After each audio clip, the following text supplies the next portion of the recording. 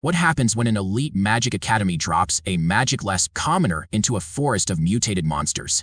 Our boy walks out of a literal magical nuke without a single scratch.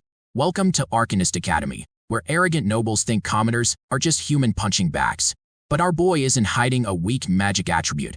He's hiding a terrifying martial arts system that completely shatters their reality.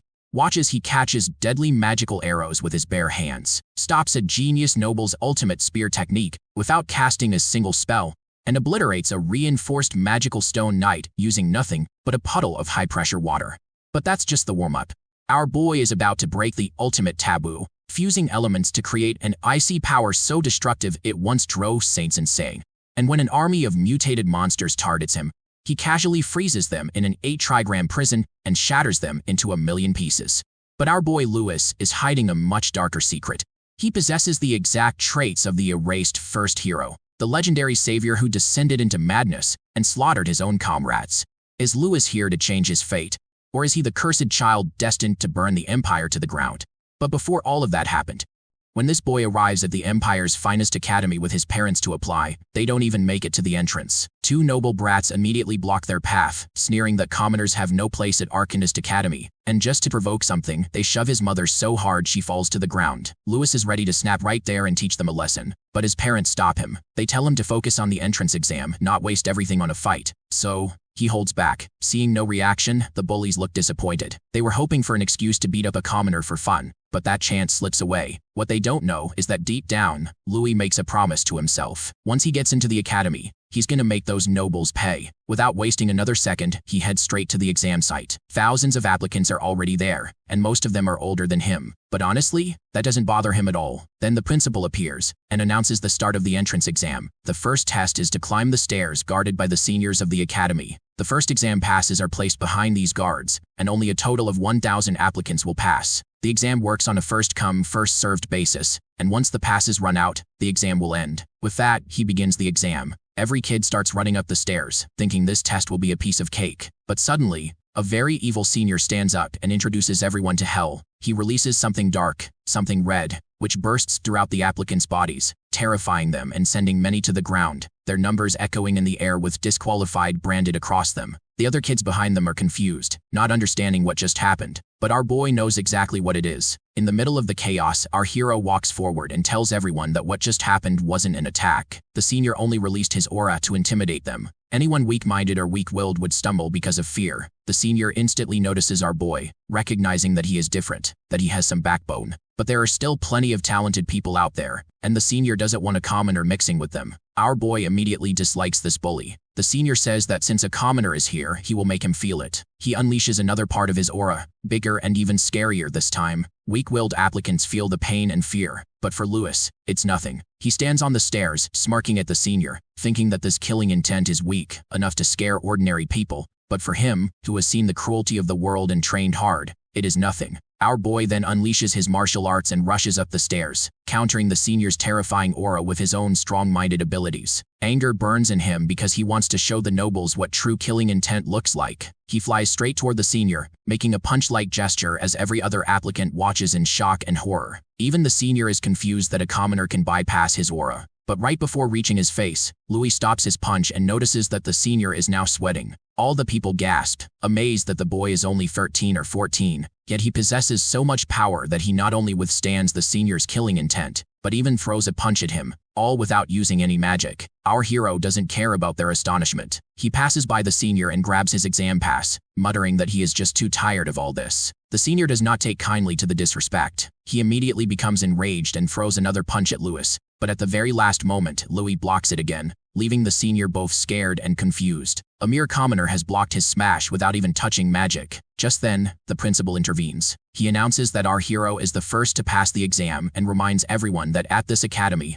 all students are treated equally, whether noble or commoner. They are all humans first, before anything else. Hearing this, the senior bows, and even Louis nods in acknowledgement. The principal then marches up to Louis and congratulates him. Suddenly he notices our hero's hair color. He mentions that it is quite concerning, though he refuses to reveal exactly why. Louis does not like what he hears, and he feels a sharp sense of alarm. Still, he composes himself and asks the principal what he means. The principal cuts him off and leans closer with a stern look. saying that if our hero is admitted, he will personally prepare a magic potion to hide his unique traits. Our hero does not fully understand this, and for a moment he suspects the principal might be trying to test or unsettle him. He steadies himself again and decides he will deal with that later. Right now, he needs to focus on the second test. With that, our hero walks away, leaving the principal behind. The noble he defeated earlier stands nearby, burning with anger. It is the first time the principal has ever stepped into an exam like that, and he did it to protect a commoner. The noble swears he will take revenge for the humiliation Louis caused him. Soon, everyone who passes the first test is led to the second training ground, an indoor arena. Out of 20,000 examinees, only 1,000 remain, and most of them are nobles who received elite training. Almost no commoners are left. Louis walks behind the group when someone suddenly bumps into him. It is another noble bully. He sneers and says no one will help our hero next time, and he throws in an elitist insult for good measure. Louis stays calm and shows no reaction. The bully's lackey adds that if the principal had not stepped in earlier, our hero would have been disqualified. This time our hero responds. He calls the noble an idiot and says the Grand Master Principal has far better judgment than low-level nobles like them. The bully does not like being spoken to that way, and threatens to knock Louis out. Our hero only smirks, which makes the noble even angrier. The bully swings a punch at his face, but at the last second, Louis moves. He executes a precise martial arts technique that sends a shock through the bully's body. He uses Meridian Severance, a spiral point strike that disrupts the body's flow, and the noble is sent flying away like a stupid parrot. The other bullies rush to their fallen friend, and the scene quickly draws everyone's attention.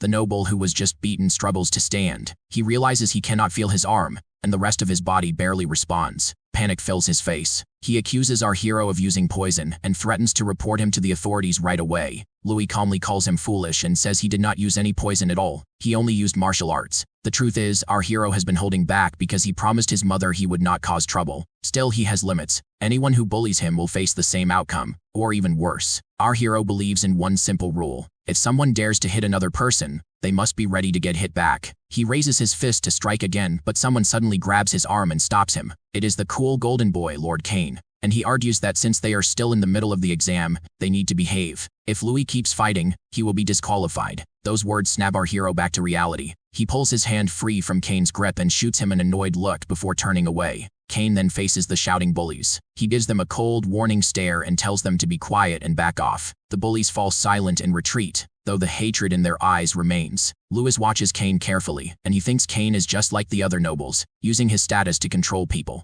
But Kane suddenly speaks and says our hero is strong and brave. He even suggests they should form a team if Louis is willing. Before Louis can respond, a group of girls rushes toward Kane, begging him to team up with them because they admire him. Soon, even some boys crowd around him, acting like excited fans. Our hero keeps everything in mind, but he does not have much time to think. Suddenly, a light tornado forms in the center of the arena, and Principal Smith appears inside it. He announces that the second stage of the entrance exam is a power test. Before anyone can react, a strange glow burns on their chests. The applicants look down in confusion, unsure of what is happening. Kane quickly realizes it is an earth attribute ability. In the next second, an intense heaviness crashes down on all of them. Their bodies feel like they are carrying massive weights. Many struggle to stay on their feet. Even Kane grits his teeth as he fights to stand upright. Then he notices something shocking. Someone is walking forward as if nothing is wrong. Kane forces himself to look ahead, and there he sees Louis calmly stepping onto the stage, ready for the next challenge. Principal Smith watches in surprise, but there is also clear satisfaction in his eyes.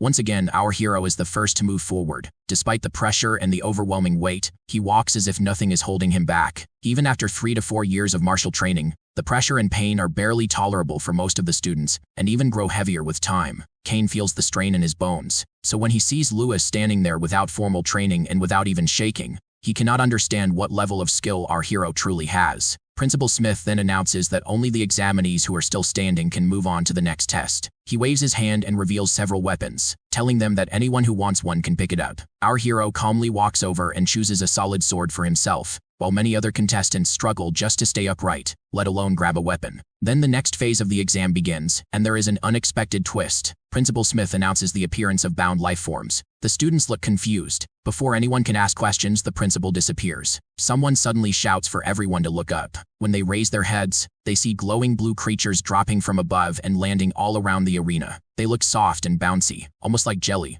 They seem harmless at first, especially compared to the seniors from earlier. The rules are quickly announced. Hitting a slime earns 1 point. Dodging it earns 2 points. Killing one earns 5 points. Each student's rank depends on the points they collect, and only the top 100 will advance. At first, some students laugh and call the slimes weak and easy. They rush into attack, thinking it will be simple. But the moment they strike, the slimes grow aggressive. They move faster and slam into them with surprising force. Their playful look disappears as they attack wildly, smashing into one student and then another. Panic spreads across the arena as the slimes swarm everywhere and turn the battlefield into chaos. Above, Principal Smith and the senior examiners observe everything carefully. One examiner reports that members from powerful families are participating, including talents connected to the Aranka family and the Durahan house. She also notes that there are some questionable individuals among the candidates, especially the boy who ranked first in the initial test. Principal Smith smiles and says he finds that one very interesting. However, the examiner adds that for a while now, Lewis has not made a single move,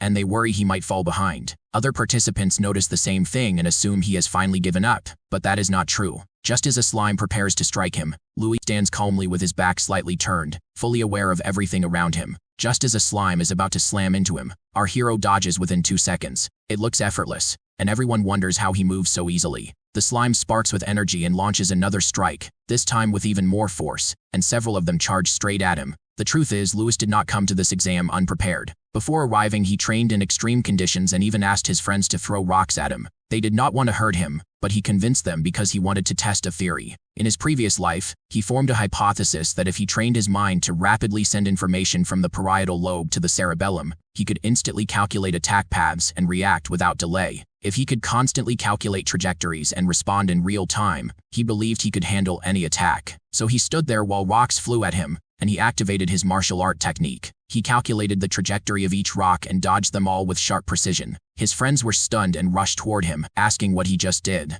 Lewis told them he used a combat method called void combat calculation. They did not fully understand, but for him, it proved his theory worked. Now, during the second exam, our hero activates void combat calculation again. As the slimes rush toward him, he calculates their speed and direction in his head. They move fast and hit hard, but the kicker is that they can only travel in straight lines. That makes the angles simple to predict. He calmly shifts his steps and dodges every single attack, earning 8 points in seconds. Then he draws his sword and uses a martial art move called Force Slash. His blade cuts through the slimes cleanly, splitting them apart, and he gets even more points. Kane watches in shock, and even the examiners glance at Principal Smith in surprise. They cannot believe how accurately Louis predicts the movements. Kane feels excited. He now understands that Louis is no ordinary commoner. He is a true practitioner with advanced combat skills. Kane wants to team up with him, especially now because it'll be beneficial for him. Another slime charges at our hero, but just as our hero prepares to strike another slime, someone interrupts him, and they clash for the same target. Louis frowns,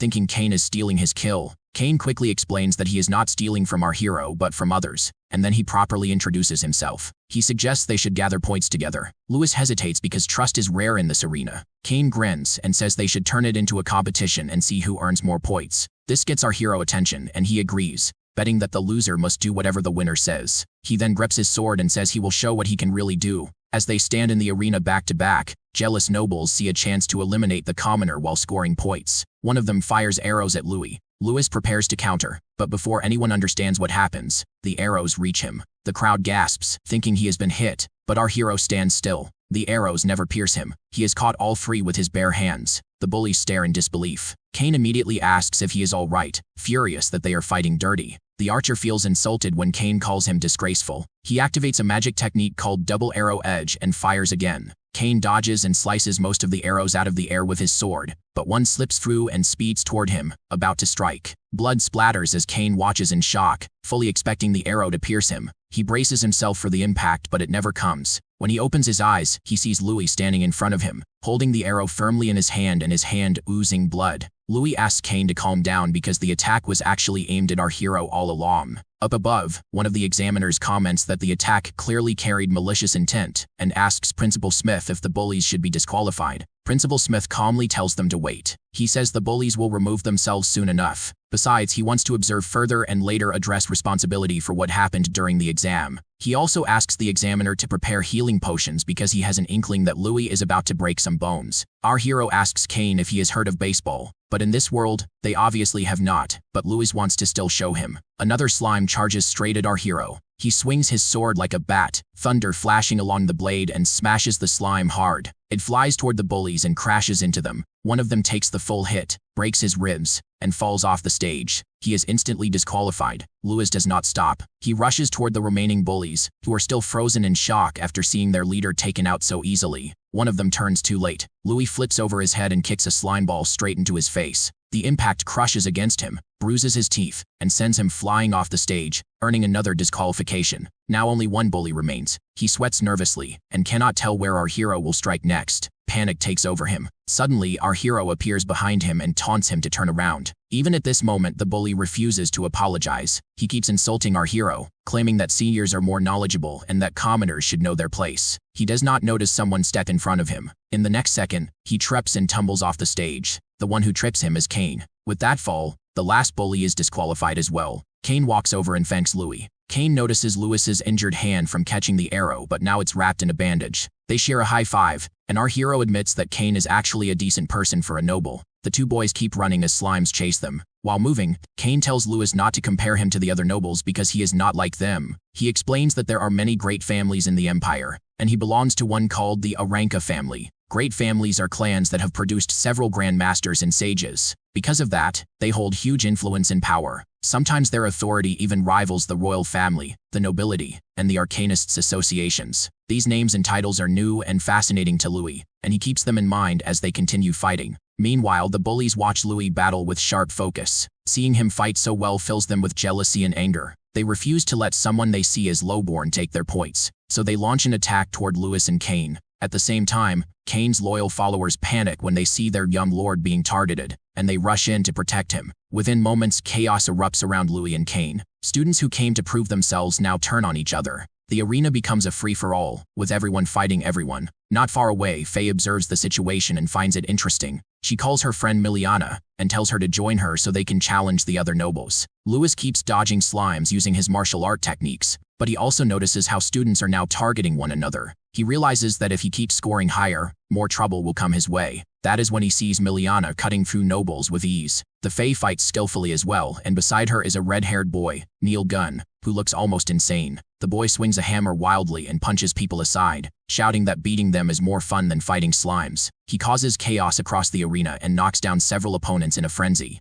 Above them, Principal Smith and the examiners watch closely. One examiner suggests stopping the fight, worried that too many nobles might get disqualified. Principal Smith disagrees. He says watching young talents clash is entertaining. Another examiner argues that losing too many noble candidates could cause problems. Principal Smith brushes off the concern. He says he does not care about public opinion and wants to see how it ends. Then, without warning, he steps into the center of the arena and ends the second exam. He announces that the scores and rankings of all qualified candidates will be revealed later. He lifts the earth magic effect, and healing potions are distributed to everyone. Louis studies the potion with interest. Even a basic healing potion costs 3 silver coins, which is far too expensive for him. Kane notices his expression and asks what is wrong. Then he jokes that he will not bully Louis even if he wins. Soon after, Principal Smith releases the rankings. The nobles look pleased when they realize that Louis's name does not appear on the list. But the truth is that the top 5 examinees have broken all previous records, and Principal Smith announces their names separately. He declares that 5th place goes to Miliana Royce,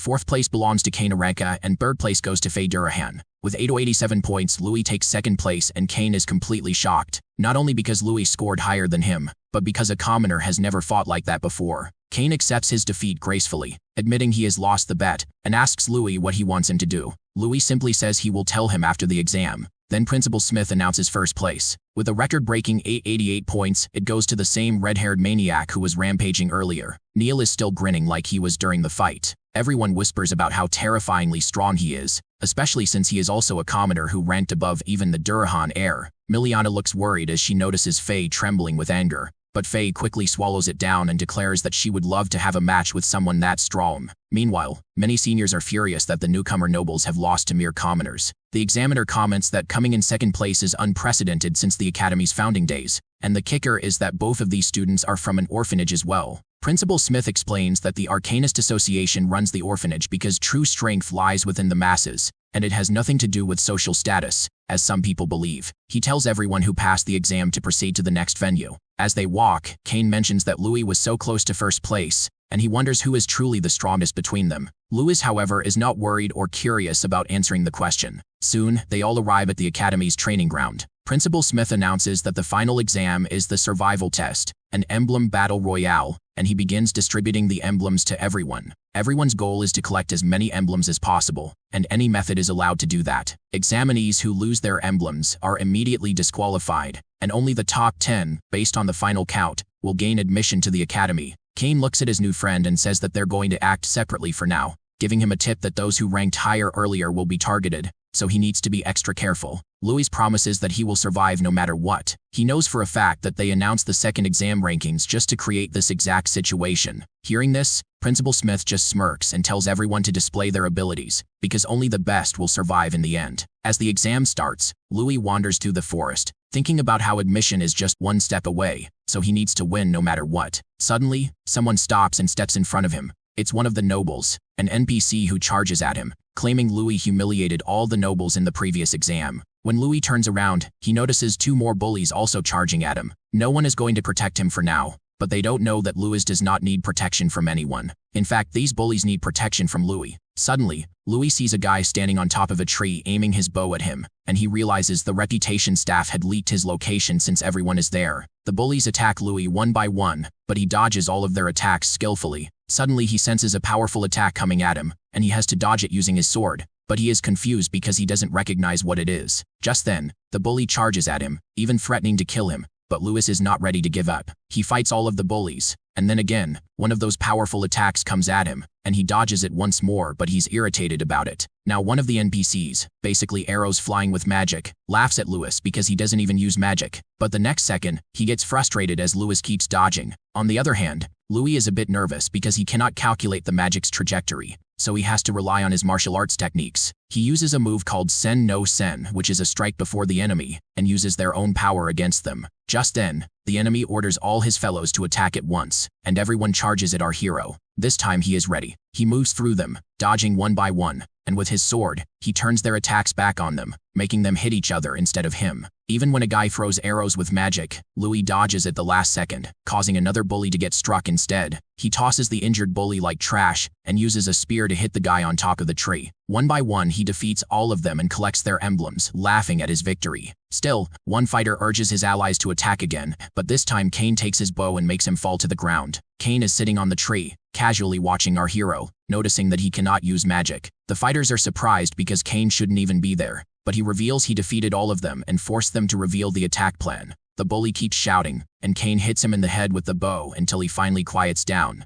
Kane leaps from the tree and Louis remarks that he's safe. Kane says they're just low-level nobles with newly learned magic, so it was a piece of cake for him. He hands our hero the last emblem he had gathered, but then comes over and says that if this keeps happening, it will be too troublesome for Louis and offers to help. Our hero declines, saying he will handle his problems himself. All of this is watched by Faye, who claps, honoring Louis's integrity and honor. But she isn't here to chat. She goes straight to the point and asks our hero to fight her. Kane quickly tells Louis that she is the granddaughter of the Grand Master of the Durahan family. Our hero asks Kane if he has ever fought her before. Kane hesitates for a moment and denies having any kind of friendship with her, but admits that they have fought. He adds that he let his guard down a little during their match. Louis immediately teases him, implying that he must have lost, and Kane starts defending himself. Before their banter can continue, Faye interrupts them, telling them to stop their little bromance and quit flirting. She challenges our hero once again. Kane warns Louis that she can already use magic and that her skill level is at the apprentice stage, which is very high for their age. He advises our hero to ignore her and focus on collecting emblems instead. Faye starts mocking them, clearly annoyed, accusing the 2 boys of planning to run away. She claims Kane is poisoning Louis' confidence because he knows our hero cannot win. She even calls Louis a coward. That irritates him. Kane is annoyed as well, but Louis steps forward, his pride stirred. He says he has always wanted to see how a great family fights, so he will accept the challenge. Faye smirks and says she likes his enthusiasm. To be fair, she announces that she will not use magic against him. The next second, without hesitation, she charges and unleashes her secret technique, Lance Slam, aiming straight at our hero. Our hero does not move. The lance strikes him, or so it seems. Faye smiles not because she hit him, but because at the last possible moment, our hero slightly shifts his body and catches the lance against his bicep. Faye pulls her weapon back, spins it in a sharp 360-degree motion, forcing our hero to release it, and immediately launches another lance slam. Once again, Louis narrowly dodges the attack. Far away, the examiners watch the fight closely. They comment that it has been a long time since they have seen the Durahan family's spear techniques. They also note that Faye's speed and strength are impressive, calling her a true genius.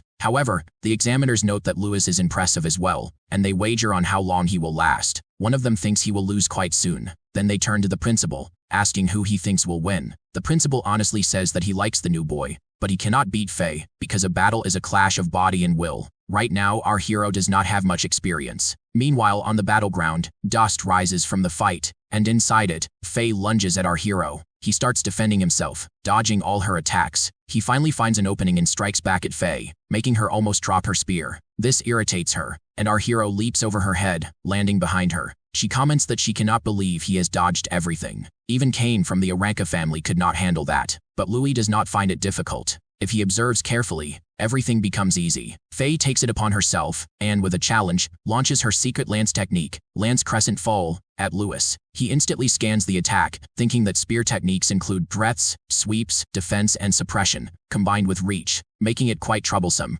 Just as he faces a momentary difficulty, he also notices several weaknesses in using the spear. For example, vulnerability in close combat. All he needs to do is find the right time, get close to Faye, and attack. When he finds the moment, he launches an attack, but Faye instantly dodges. She rushes at him, declaring her family's lance has no weaknesses, and creates a tornado with her weapon. The examiners note that Faye truly has remarkable talent. Even the Durahan family's Grand Master learned this technique at age 16. Combining magic with spear techniques, Faye surpasses all her colleagues. The boys appear to have lost for now. But the truth is, our hero has some tricks up his sleeve as well. He uses sword net technique. Apparently, the other weakness of the spear technique is the high stamina consumption. If our hero keeps defending accurately, an opening will eventually appear. But what he doesn't realize is that his sword is breaking. It irritates Faye that Louis is still fighting. Finally, he finds an opening and launches an attack at Faye, but at that moment his sword breaks, confusing everyone. Faye even calls it impressive, because if his sword hadn't broken, he would have successfully executed a counterattack while Louis thinks his luck is terrible.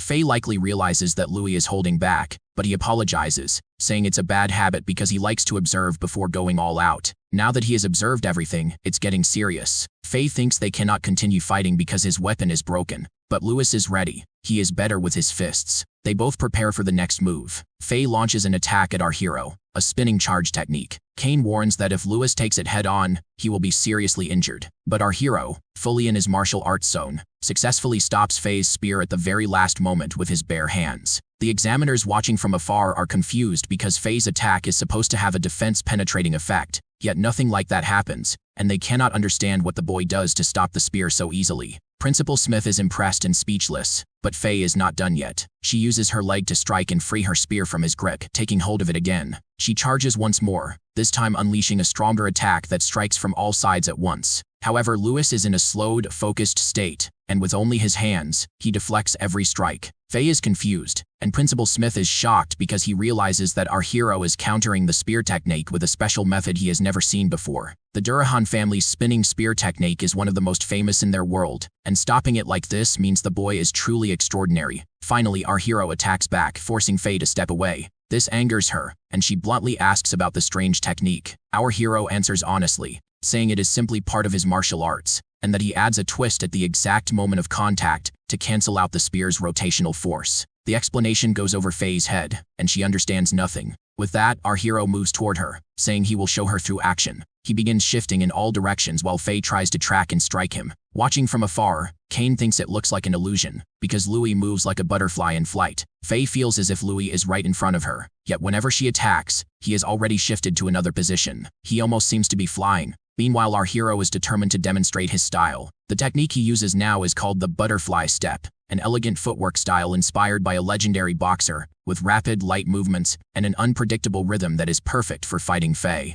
Our hero finally sees another opening and attacks Faye. He punches her, sending her flying backward. Kane watches from afar, unable to believe his eyes, and even Principal Smith thinks it is unexpected that Louis is able to deal such heavy damage to Faye. The examiners note that even without magic, very few people can defeat Faye in pure combat skill, and perhaps this boy truly is a genius in hand-to-hand fighting. But Faye is furious because she is not finished yet. She rises and declares that she comes from a great family with an unbreakable fighting spirit, and she cannot lose so easily. She throws her spear aside, which confuses Louis, because now they are both entering close hand-to-hand combat. Faye rushes toward him, and our hero uses martial arts techniques like Wing Chun and Pak Sao to defend himself against her crushing fist. Even so, his defense is not perfect, and Faye manages to injure his hand. Instead of getting angry, he smiles and brushes off the pain. Faye reminds him that her family is not built on weakness. She then unleashes Crushing Fist, level 3, but this time our hero is ready. He shifts into boxing techniques, and the two exchange fierce blows. Louis feels exhilarated, and something dark inside him begins to stir. He does not fight for the sake of violence, but because he enjoys using his strength to its fullest. His presence grows intense as he steps right in front of Faye, releasing a dangerous aura that makes her freeze for a moment. She tries to block his attack with her hands, but it is not enough. Louis strikes her, sending her flying into a nearby tree. Principal Smith does not like the look of this technique at all. The remaining students watching the fight cannot believe that a commoner possesses such power. Suddenly, one of them begins to feel sick and starts shivering, realizing that the sensation comes from the overwhelming aura our hero is releasing. These are the same bullies who conspired against our hero earlier, and they are furious because no one expected a commoner to be this powerful. The other boy, who was vomiting just moments ago, feels sick to his stomach as he thinks that they must eliminate our hero now. If the legend is true, then they cannot let him live. From a distance, they watch as Louis seems almost like a maniac, marching and running toward Faye, who is already injured and exhausted. She barely has time to defend herself before Louis throws another punch, sending her flying once again. He charges at her while she is still on the ground. It is clear that his power and speed are on a completely different level, and there is no way she can win in this state. He prepares to strike, and at the very last second, fearing for her life, she uses her magic martial arcane to protect herself and counterattack. The impact sends both of them flying apart. Suddenly, our hero returns to his calm and normal self. He looks down at his injured hands and silently reflects on the power of magic. Kane rushes over and asks if he is all right. Our hero answers that he is fine, though he is not sure about Faye. Just then, the bullies who had been hiding behind the tree step forward and accuse our hero of losing his emblem, declaring that he is disqualified from the game. Louis looks down and realizes that his emblem has been burned to ashes. Kane immediately steps in to defend him, insisting that it was an accident. The bully smirks and says that the principal has seen everything, so Kane will not be able to help a commoner cheat today. He steps forward, tells our hero to drop everything, and orders him to leave because he is ruining the exam. He even calls our hero trash who should disappear. But Faye suddenly tells them to stop. Everyone turns to look at her. Louis is shocked to see that she is this injured and still standing. The bully asks if she is really trying to protect a commoner, warning her that she will be disqualified for breaking the rules. Faye does not care about his opinion. She admits that our hero earned his point, and that she was the one who accidentally used magic. She apologizes for it. Kane cannot believe what he is hearing. The great Faye apologizing to our hero. But Louis apologizes as well, saying that he was the one who lost control earlier, so he should be the one saying sorry. Faye accepts his apology, though she is still upset about losing. She says that he forced her to use magic. Still, she wants a rematch before they officially enroll. The bully laughs, reminding them that he already has 4 emblems, and that Louis will not even qualify. But in the next moment, Faye tears a strip of cloth from her outfit and hands it to Louis. It represents the 14 emblems she has collected. Just like that, our hero is suddenly ahead of the bullies. Before leaving, she teases Kane and tells the bullies that weak people should not pass, and those who deserve it should not fail. She refuses to let such injustice happen. Then she lifts her spear and reminds them that only 10 people can pass. Her new goal is to collect more than 14 emblems to guarantee her place. Kane grins and says he was thinking the same thing. The two of them rush back into the competition, determined to gather more emblems, qualify for the academy, and settle their ridiculous bet. Our hero watches his 2 new allies run off, a faint smile on his face. He does not notice that Principal Smith and an examiner are descending from the sky to speak with him. The principal approaches our hero and calmly explains that since his emblem has been burned, he is disqualified and will be escorted out. Louis accepts this without any argument. Meanwhile, the bully clenches his fists and mutters that this is not over. He turns to his friend and says he never wants to see Louis's face again. But his friend reminds him that if Faye and the others manage to defeat enough opponents, then Louis might still find a way to pass. The bully, however, is too consumed by hatred to think clearly. He begins to imagine that if an examinee were to die in an accident during the exam, it would not seem strange at all, especially if that examinee is a commoner. In that case, no one would care. His friend silently encourages the thought, remembering the terrifying sensation he felt earlier from our hero aura. He is convinced that what our hero carries inside him is not normal, that there is something dark hidden within him. Later, our hero hands over the collected emblems to the examiner, thinking about how his martial arts are certainly strong, but not that powerful in front of magic. He looks at the academy and reflects on the fact that he really wanted to come here to learn how to fuse martial arts and magic, but right now it seems quite difficult. Later, at night, he leaves, worrying about his clothes, which are ripped and dirty, and he thinks about how his mom is going to worry about him. He debates whether he should tell her the truth or just lie, when he doesn't notice a man in a hoodie passing by him. In the next second, as Louis is lost in thought, the hooded ninja attacks and stabs him from behind. Louis reacts quickly, kicking the attacker away. The ninja asks how he noticed, but Louis can smell the blood from far away, especially bloodlust. Suddenly, the ninja is joined by another friend, who mocks our hero for being too calm for someone about to die. Our hero notes that all these opponents look fairly skilled, so he needs to go all out, especially the one watching from afar, who looks particularly dangerous. Just then, the first ninja moves in to stab our hero. But once again, Louis is quick to dodge all of the stabbing attacks. He disarms the ninja, taking the dagger from his hand and causing him to fall to the ground. The ninja tries to kick Louis using a technique, but it fails as well, and he jumps back to regroup with his other friends. He comments on our hero's superhuman perception and advanced combat techniques, noting that it matches the intel he received. This makes our hero curious about what intel he is referring to, and the ninja admits that our hero's hand-to-hand combat is truly impressive, even at an apprentice level, but he is no match against magic. With that, the other ninjas form a formation and launch an attack using crossbows and wind magic. Louis is caught off guard and barely survives as arrows pierce the trees behind him. These are the same wind arrows that were used against him earlier at the battleground with the bullies. Realizing that things are getting serious, he uses a breathing technique that harnesses the ki within his body to enhance his physical strength and explosively awaken his latent abilities. He then unleashes immense power and speed, launching at the ninjas just as they fire another magical attack. He dodges the arrows so fast that the ninjas cannot see him. Louis is quick, kicking and rolling through the assault. Our hero is on a roll, until a ninja suddenly blocks his attack, sending a sharp jolt of pain through his hand. That is when he realizes that the ninja he sensed earlier is truly strong, and even intimidating. He looks around and sees that he is completely surrounded by assassins, and all he can do now is defend as much as he can. He tries, but eventually some of their magic arrows strike him, forcing Louis to the ground. The ninjas feel relieved that Louis is finally down, because even shooting at him has exhausted them. Yet they are also surprised that, despite being just a commoner, he is far more troublesome than an average apprentice. One of them approaches him, not realizing that Louis is only pretending to be unconscious. Louis suddenly opens his eyes and unleashes hell, driving his fingers into the ninja's trachea and sending him flying away. The boss ninja cannot believe that Louis uses the age-old trick of playing dead to lure his enemy in, but he is also impressed by such composure from someone so young. Louis then raises the crossbow toward him and asks why he does not care that his apprentices are killed right in front of him. The boss coldly replies that he does not care what happens to trash. Louis fires the arrows, but the boss calmly defends himself without the slightest concern. He then uses magic to create a massive hammer, saying that if it were not for the mysterious person's orders, he would have liked to make Louis his disciple. With that, he swings the giant hammer at Louis. Louis blocks the attack at the very last moment, but the ninja still manages to send him flying away. While Louis is still in the air, the boss ninja flies up to him and once again strikes him with his magical hammer, sending him crashing violently into the ground. As he attacks, he declares that Louis's abilities surpass even those of an apprentice.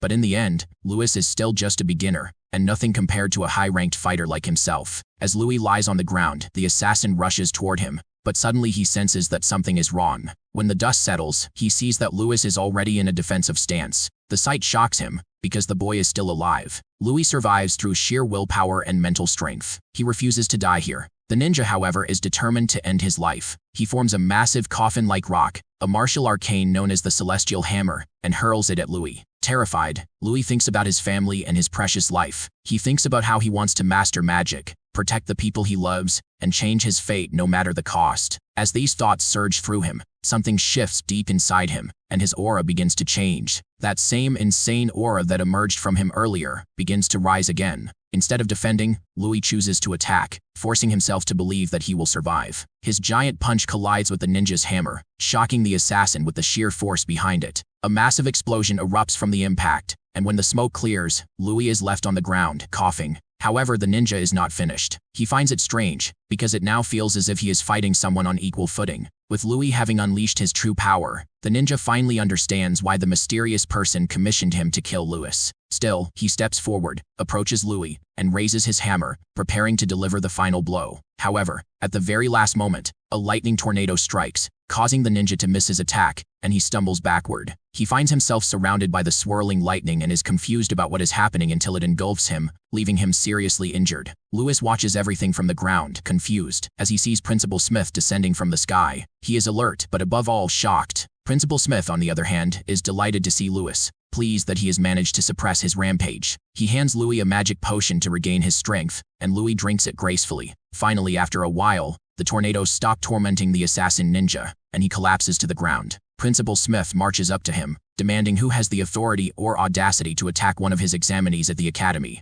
The ninja surprisingly shows a measure of respect toward Principal Smith, admitting that even a Grand Master cannot control a monster like Louis, because this attack is literally just the beginning of what awaits Louis in his destiny. Suddenly, the ninja explodes right in front of Principal Smith and Louis, and the principal cannot immediately comprehend it. He realizes that since the ninja died by suicide, it could be the work of the Assassin Guild, who might have sent a bounty on Louis's head. Even so, he hopes he is just overthinking it. Meanwhile, Louis stands up, marveling at the fact that he is fully healed thanks to the advanced healing potion. He is genuinely happy with the results, noting that even his bones are completely restored. He then asks the principal why he always saves him whenever danger strikes, but the principal replies that he will answer that question at home. At that moment, Louis suddenly remembers something he had forgotten, and panics instantly. Apparently he is past curfew and his mother must be worried. He dashes toward his house faster than he has ever fought against bad guys. Meanwhile, Principal Smith summons a snake-like magical entity called Skyly, orders it to clean up the mess, and follows Louis. In the town of Mantia,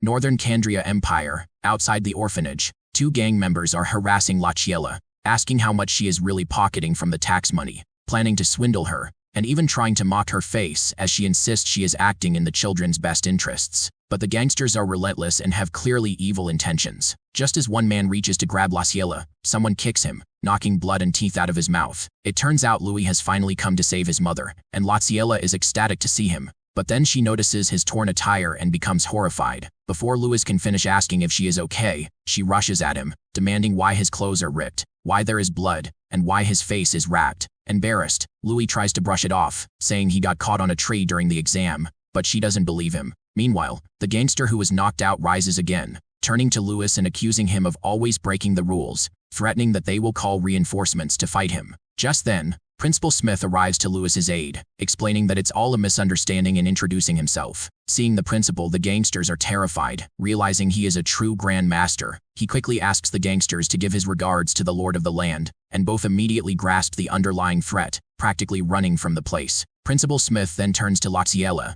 saying he would like to discuss something regarding Louis. Lachiella brings them both inside, and the principal notices the strange milestone the nobles had just mentioned. The remarkable thing is that it moves automatically without any magic. Upon closer inspection, he realizes that automatic devices are everywhere, from ceilings to floors. Even Lachiella is delighted, saying she doesn't understand how Louis made everything, but she is glad because thanks to him, their lives have become much easier. She then remarks that for the principal to visit personally, Louis must have done something notable during the exam. Principal Smith finds it amusing because, on the contrary, Louis surpassed expectations beyond imagination, and he marvels at such talent, which he has only seen once before in the Gaia scriptures. Apparently, when humanity was under the tyrannical rule of monsters, only one genius emerged, guided by the goddess. He mastered the essence of the elements, created martial arcane techniques, and 5 years later, together with his companions, defeated the monsters, saving humanity from mass extinction. The commemorative day of this victory became the foundation of their calendar, later called Liberation Day, marking humanity's triumph. In the Gaia scriptures, this hero is called the first hero.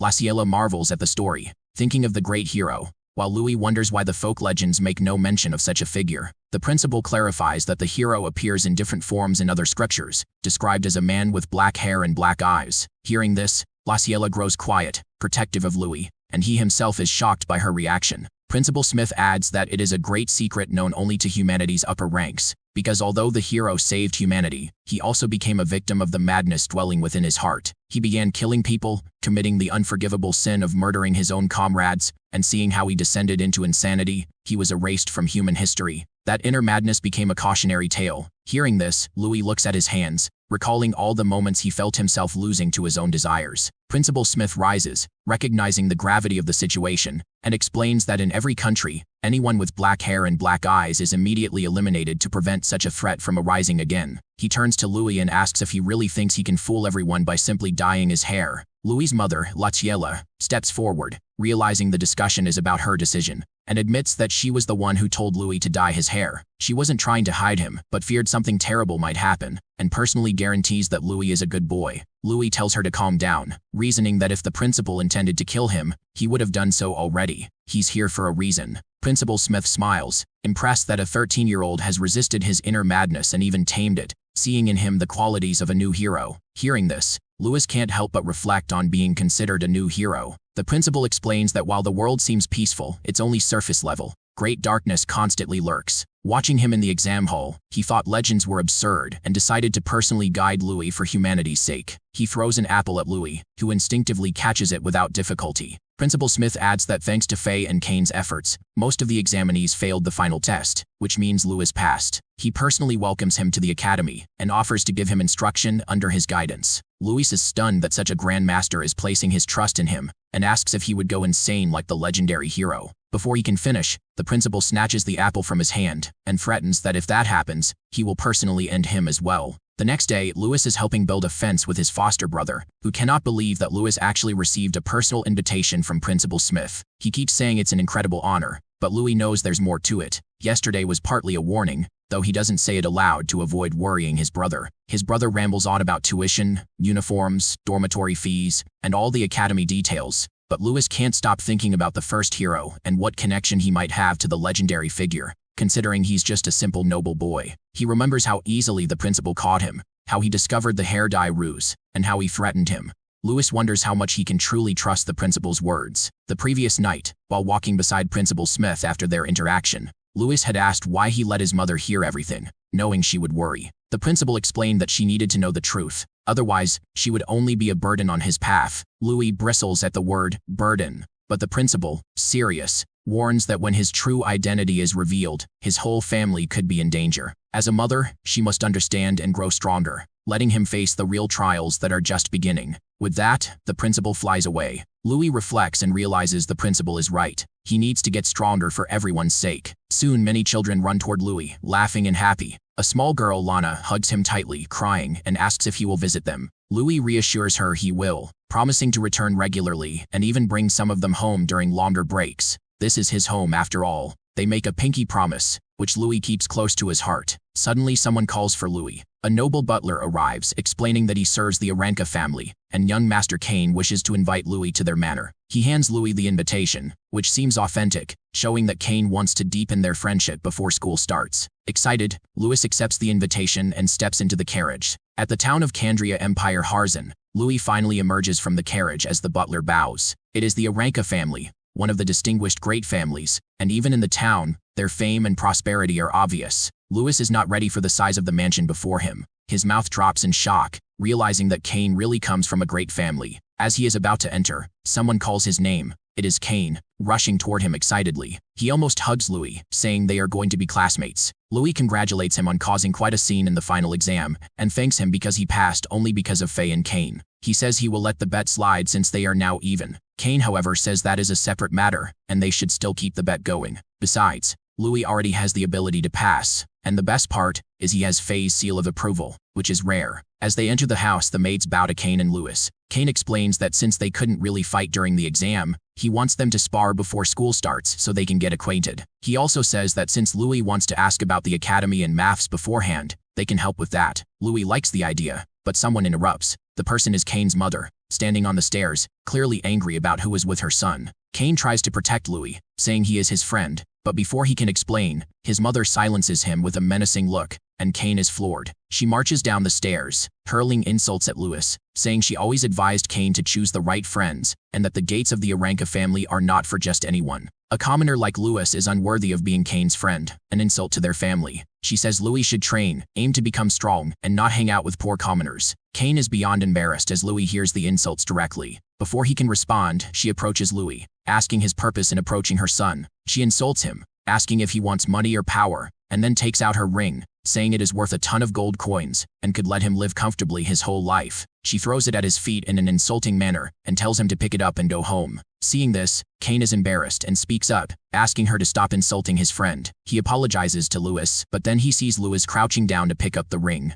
Louis says he became friends with Kane because he recognized his ability, and if his mother thinks Kane's ability is worth so little, she should be ashamed of belittling her own son. Cain cannot believe how Louis turned his mother's words against her, and she is furious, screaming at the servants to throw Louis out of the palace. The servants rush to grab Louis, but Cain tries to stop them, arguing that Louis is even more talented than him. He reminds his mother that Louis broke past records in the exam and even beat Faye, but his mother does not believe him. She thinks a commoner surpassing the children of great families is not only unheard of, but impossible. She mocks Cain, asking if he really expects his ridiculous lies to work on her. Cain insists it's not a lie, and Louis adds that if he is around, Cain can become even stronger. This enrages Cain's mother, who cannot believe that a mere commoner dares speak in front of her. Her voice echoes through the great hall, but then the doors open, and a mysterious figure enters the palace. He directly refers to Louis, asking if he really said that if he is around, Cain would become stronger. Everyone turns to look, and Cain's mother is horrified to see her husband, the master of the Aranka family, standing there. She stutters, calling him William, and rushes to him, saying they should leave and that Louis will never catch up. But William sidesteps her and turns to his son, who bows and greets him. Louis greets him politely, realizing that Grandmaster William has an incredible aura and is on the same level as Principal Smith. His father, however, does not pay attention to Louis's words. He turns to his son, asking if Louis's words are true. Cain confirms that Louis's ability exceeds his own. William then decides to challenge Louis, asking him to prove it. He unleashes his insane aura with intense killing intent, so overwhelming that Louis feels like he cannot breathe and that a lion is looking straight into his soul, tearing at him. He feels William is trying to kill him, but at the very last moment, something miraculous happens. Louis feels like his whole body is being torn apart, but thankfully he manages to resist William's willpower with his own aura. His hidden strength surprises everyone. He never expected this level of power from a literal Grand Master. However, thanks to years of constantly hunting monsters, he has built enough resistance against powerful killing intent. If this is only the beginning, then there is certainly more to come. With that, Louis gathers his aura and releases it from his body with such force that William is slightly shocked. In William's eyes, Louis now looks like a terrifying dragon standing before his lion.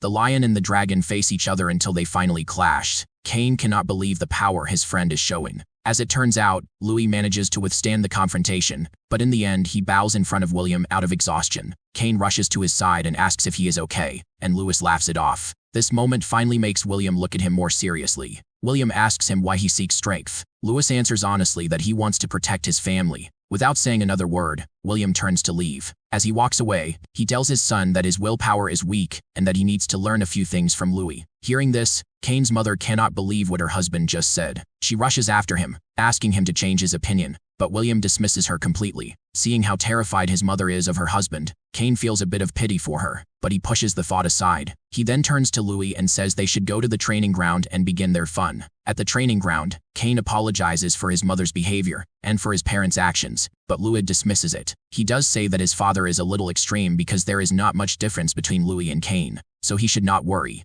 But Cain tells him that, sadly, that is the reality of being the son of such a high-level, high-rank person. His father is a meritocrat, and to be recognized by him he needs to become much stronger. And at this pace, Louis feels more like a son of the Aranka family than he does. Louis then tries to argue that William tested his ability for Cain's sake, and that is probably his way of showing love. But that is not enough for Cain. As he looks at the sky above him, he thinks about how love has always been different between him and his father. As he reflects on his life, he realizes that he has hardly ever left this house since he was little, because all he ever did was train, eat, and sleep. His training started when he fought small monsters even when he was smaller than those monsters. His father wanted him to grow into a great sage like his grandfather. Without even understanding why, he just kept swinging his sword again and again because he wanted his father to acknowledge him. But in the end, this place always felt like a prison. He would see other children playing happily with paper planes, while he had to swing swords and fight battles he did not even understand. Sometimes it felt like even breathing required the guard's permission. Every adult around him praised him as the young master,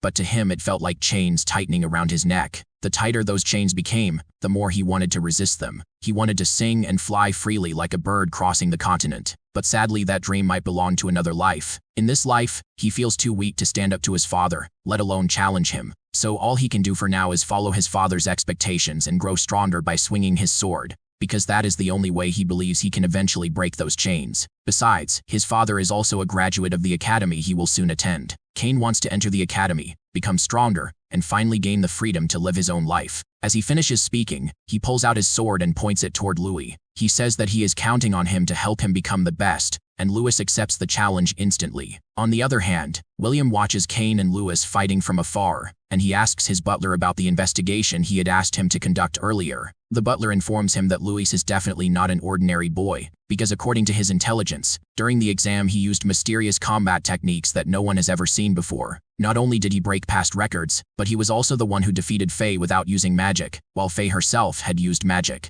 Moreover, he is held in high regard by the principal, who apparently even fought the Assassin Guild last night to protect Louis. Hearing this, William recognizes that Louis is no ordinary person, and that he is quite the troublemaker. That is when his butler asks if he already knew about this, and wonders why he permitted him to form a friendship with Kane. But William has other plans for his son. He knows that troublemakers attract danger, and when people face challenges, they overcome them and grow stronger. Hearing this, he believes Kane might become stronger through the experiences he will gain by being around Louis. As he says this to the butler, Lewis is easily defeating Kane in hand-to-hand combat until Kane finally draws his sword and suggests that Lewis come at him with his full power. Watching from a distance, William quietly appreciates his son for having a better eye for judging people than he once thought. Kane lunges forward at Louis using his martial art wind lunge technique, and at the very last moment, Lewis not only defends himself, but also throws a punch so close to Kane's face that he does not even realize Louis is already counterattacking. Only when Lewis's finger lightly touches Kane's face does he realize what just happened,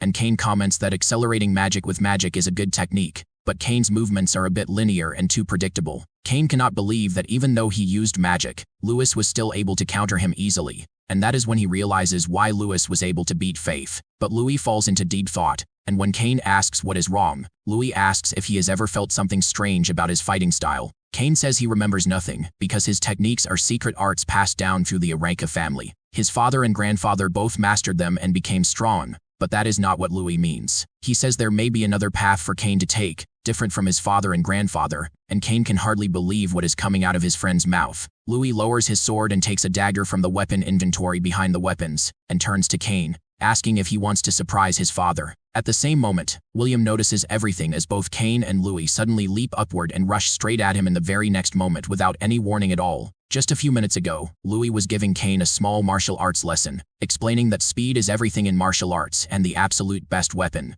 Speed does not only mean movement speed but also reaction time and quick decision-making. He thinks about how Kane fought during the second entrance exam, and says that his natural speed pairs well with his brain attribute support magic, but thrusting techniques are difficult to master, and just because his grandfather mastered them does not mean Kane has to follow the same path. Because of that, Louis hands him a pair of daggers, explaining that the reason Kane's father stopped improving like the Grandmaster was because he limited his own talent by copying the same style. But Kane does not need to make the same mistake, and to fully use his talent he needs to change his combat style. Louis asks if he is ready for that, and Kane likes the idea, saying that Louis is different from other nobles, and that he will do anything to become free, even if that means learning new techniques. The two friends start laughing and even share cigarettes while talking about their plan to attack Kane's father to show Kane's ability and determination, and that is how they both ended up lunging forward at William. Kane uses his wind magic to accelerate, and both of them rush toward William. The butler is confused about why William is not reacting, but William tells him to stay quiet. Just as Kane is about to hit his father,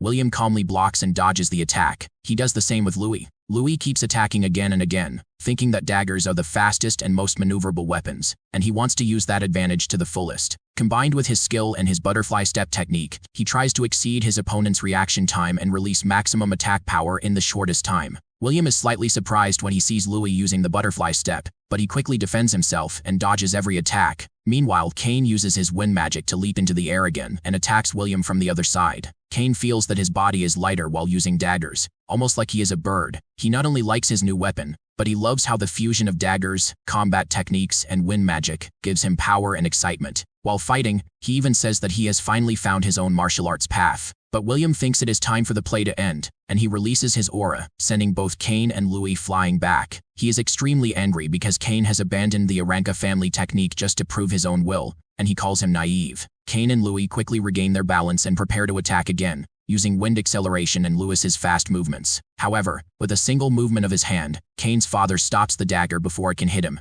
pushing Kane back and calling his own son a coward as he rushes toward him. Kane remembers Lewis's words that retreating is not weakness but a strategy. In battle, if it is necessary, he must do it. Kane decides to retreat for a moment before attacking again. After gaining his footing, he charges forward at his father once more. Just as William is about to grab him, Kane flips over his head using wind magic like a small tornado and attacks from behind. At the same moment, Louis moves in again, and they prepare to launch another attack. Kane remembers that just a few minutes earlier, Louis had taught him a strange but useful technique he learned from baseball called a change-up, where a fighter deceives the opponent by using different speeds and sudden variations. Using this technique, even simple movements can become deadly if used well. If the opponent's reaction is delayed even for a moment, they can be overwhelmed by maximizing the dagger's strengths with speed. That is exactly the technique both boys are using right now. But William is ready for it once again. He blocks Kane's attack, thinking it is a low strike with no real meaning. But at the last moment, using his speed, Kane deceives him, and his weapon ends up just a few centimeters away from William. William is shocked by what his son has just done.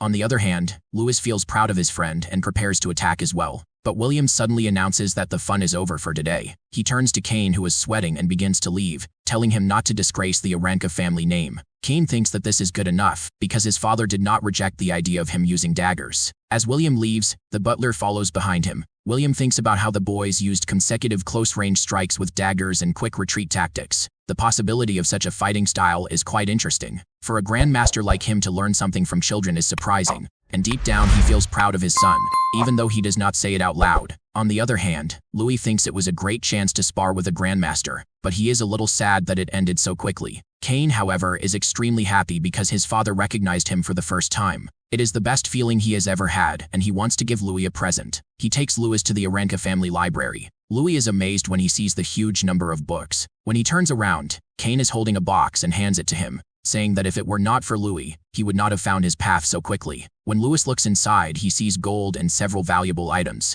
There are also rare books about magic that commoners rarely get to read, and studying them will definitely help him. Louis picks up one of the books and reads the title. They are Academy curriculum books, divided by year. They contain basic magic theory and minor attribute studies, as well as sections for both magic and martial arts. Kane explains that all new students must undergo the Magic Awakening ritual. Louis does not know what that is, so Kane tells him that it is a ritual where people sense the elements through the sacred statue of Gaia. He himself went through the ritual at the church temple, and even members of great families have to pay 10 gold coins for it. Louis is shocked by such a high price. 10 gold coins are equal to several years of living expenses for the orphanage. He quickly asks if he will need to pay for it at the academy, but Kane tells him that the ritual there is free, which is one of the reasons so many people try to enter the academy. However, there are still other expenses such as living costs, books, and rental fees that can be quite expensive. That is why Kane gives him this gift and tells Louis to accept it without hesitation, and rely on him whenever he has money problems. Kane practically forces the box into his hands before Louis can refuse, saying they should just consider it even because of their bet. Louis understands what his friend is trying to do and finally agrees. At the same time, Louis realizes that he needs to find a way to earn money. He recently heard that magic pharmacists can earn a lot, and he wonders if there are any related books here. Suddenly he gets an idea. If he can invent things using the knowledge from his previous life, he might be able to make good money. He then asks if the Aranka family has connections with the Merchant Guild. Kane says that they do and asks why he is curious about it. Louis simply replies that it is a secret for now, but Kane will probably find out soon enough anyway. 1 week later at the academy, the entrance ceremony takes place, and every freshman walks in on tiptoe. Louis enters, happy that the day has finally arrived. As he passes by, an attractive senior girl notices his scent. He's wearing the latest trending cologne. Judging by its price, she assumes his parents must at least be a count. She decides she needs to network with him and rushes over, introducing herself as Rose from the 150th class and offering to show him around. Louis likes the idea and introduces himself. Rose has never heard the last name Grill, but the dangerous sound of it catches her attention. She thinks he might be a noble's illegitimate child as they walk together. Louis explains that for the past few years, since the Emperor's garden ruled, imperial heirs have clashed with the Academy's nobles and great families. On the surface, the Academy looks peaceful, but behind the scenes, students struggle for educational resources. Regular students can move up if they pass classes and earn credit points, but targeted students or those who fail are expelled. Rose points at Louis, warning him that people are watching, and he needs to do his best. She asks about his family support, but Louis has no answer and feels unsure, partly because she is so close. Suddenly, someone jerks her hand away and introduces himself as Brian, congratulating Louis as the commoner freshman who broke the entrance exam record. Louis greets him politely. Rose realizes she wasted her time with a commoner despite smelling the expensive cologne. Louis pays her no more attention than necessary and turns to Brian, who tells him not to mind her. He explains that the academy is a miniature version of the Empire, with all kinds of people. Kane calls for Louis, but Brian goes off to other students, telling Louis to call if he needs anything. Louis is confused why Brian leaves just as Kane arrives. Kane explains that Brian is the Chancellor's son, and not someone he is close to. Faye interrupts, calling Brian a decent but weak-willed guy. Seeing Faye, Kane becomes defensive, and they start bickering, with Miliana, Faye's sweet friend, trying to pull Faye away to finish registration. Louis thanks Faye for backing him up during the entrance exam, but she insists he succeeded on his own, and continues teasing Kane while Miliana pulls her along. Kane turns to Louis and shows him a huge pile of coins, explaining that it is his share of the money. Louis cannot believe he earned so many gold coins, and Kane says it all came from following his instructions at Burna Village Trading Company. They had previously gone to sell perfume, which was Louis' secret. Louis explains it is a new type of perfume he created, with a subtle scent that sets it apart from the usual ones. Kane likes the smell, but worries about whether it will make money, while Louis is confident in his product. His confidence proves right, as they are making huge profits, far beyond what Kane expected. Kane mentions that he will give some of the money to his mother, and wonders what goes on inside Louis's head, curious to see what makes him tick. They walk toward the reception, with Louis asking Kane to keep this matter between them, and Kane agrees.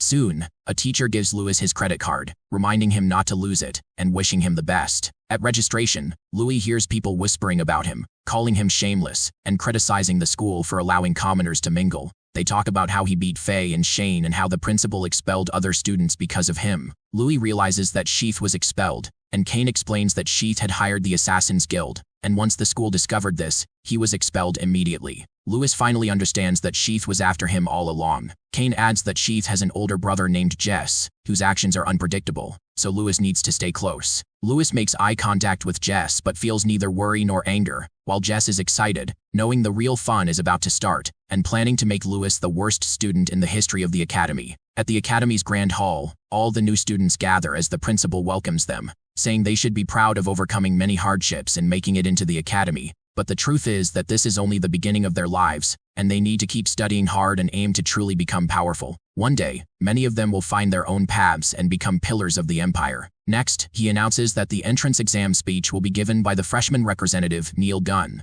and asks him to come onto the stage. Neil marches up confidently, shocking every student, who are disgusted but also intrigued because he took first place on the exam. His killing intent is insane, but he is not wearing anything at all. The examiners are horrified and want to stop him, but the principal intervenes. Neil turns to the freshmen, calling them morons and saying his goal is to beat every single one of them until they all die. The students are enraged, thinking he is arrogant, believing first place does not give him the right to treat them like that. Neil tells them to shut up, and they all remain silent, knowing they are weaklings. Seeing how problematic Neil is, the examiners worry about his future and how they will teach such a child, even considering quitting. Neil then throws his hammer from the stage at someone, declaring his real opponent is him. As the hammer lands in front of Louis, Neil jumps onto it like an insane master, saying they are going to have a legendary battle. Kane immediately steps in, protective and panicked, positioning himself between Neil and Louis, reminding Neil that the entrance exam is still ongoing, and that he needs to behave and stay away from his friend. Neil taunts Kane, mocking him for being scared and comparing him to other nobles, calling them all weak and pale.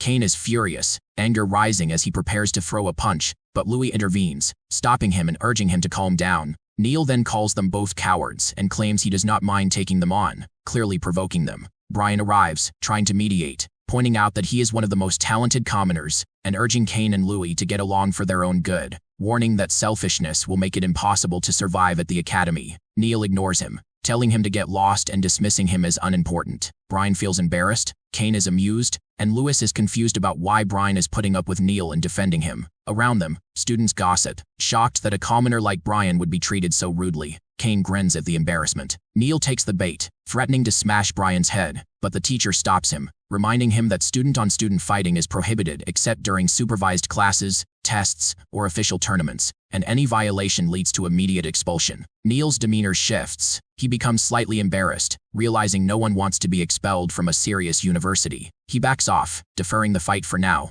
though the threat between him and Louis remains. The teacher concludes the entrance ceremony, announcing that students are free for the rest of the day, and classes start tomorrow. Louis is confused about why Neil suddenly targeted him, and Kane tries to blame Faye, dragging her into the argument. Faye resists, striking Kane and pointing out that their near expulsion was partly her fault, as she fought Neil during the final exam. The match ended in a draw, though rumors claim Neil lost to Louis, fueling his desire for revenge. Faye feels relieved that Louis is safe, and that the brawl turned out well, while Louis assures her it is no problem. They are on very good terms, but then Kane drags Louis away, warning him that everyone is watching, and indeed, students are staring at them, making it clear they are already widely disliked. Later, Kane and Louis go to the academy shop, and Louis is shocked by the prices of everything because they are so expensive. The girl seller says it's not so bad, pointing out that a fluffy feather pillow is only 30 silver coins, but even that seems too expensive. She shows even pricier pillows, and Louis slaps his forehead in disbelief at how costly everything is. Kane tells him it's still on the cheaper side because he will need daily necessities, so he should splurge on himself once in a while.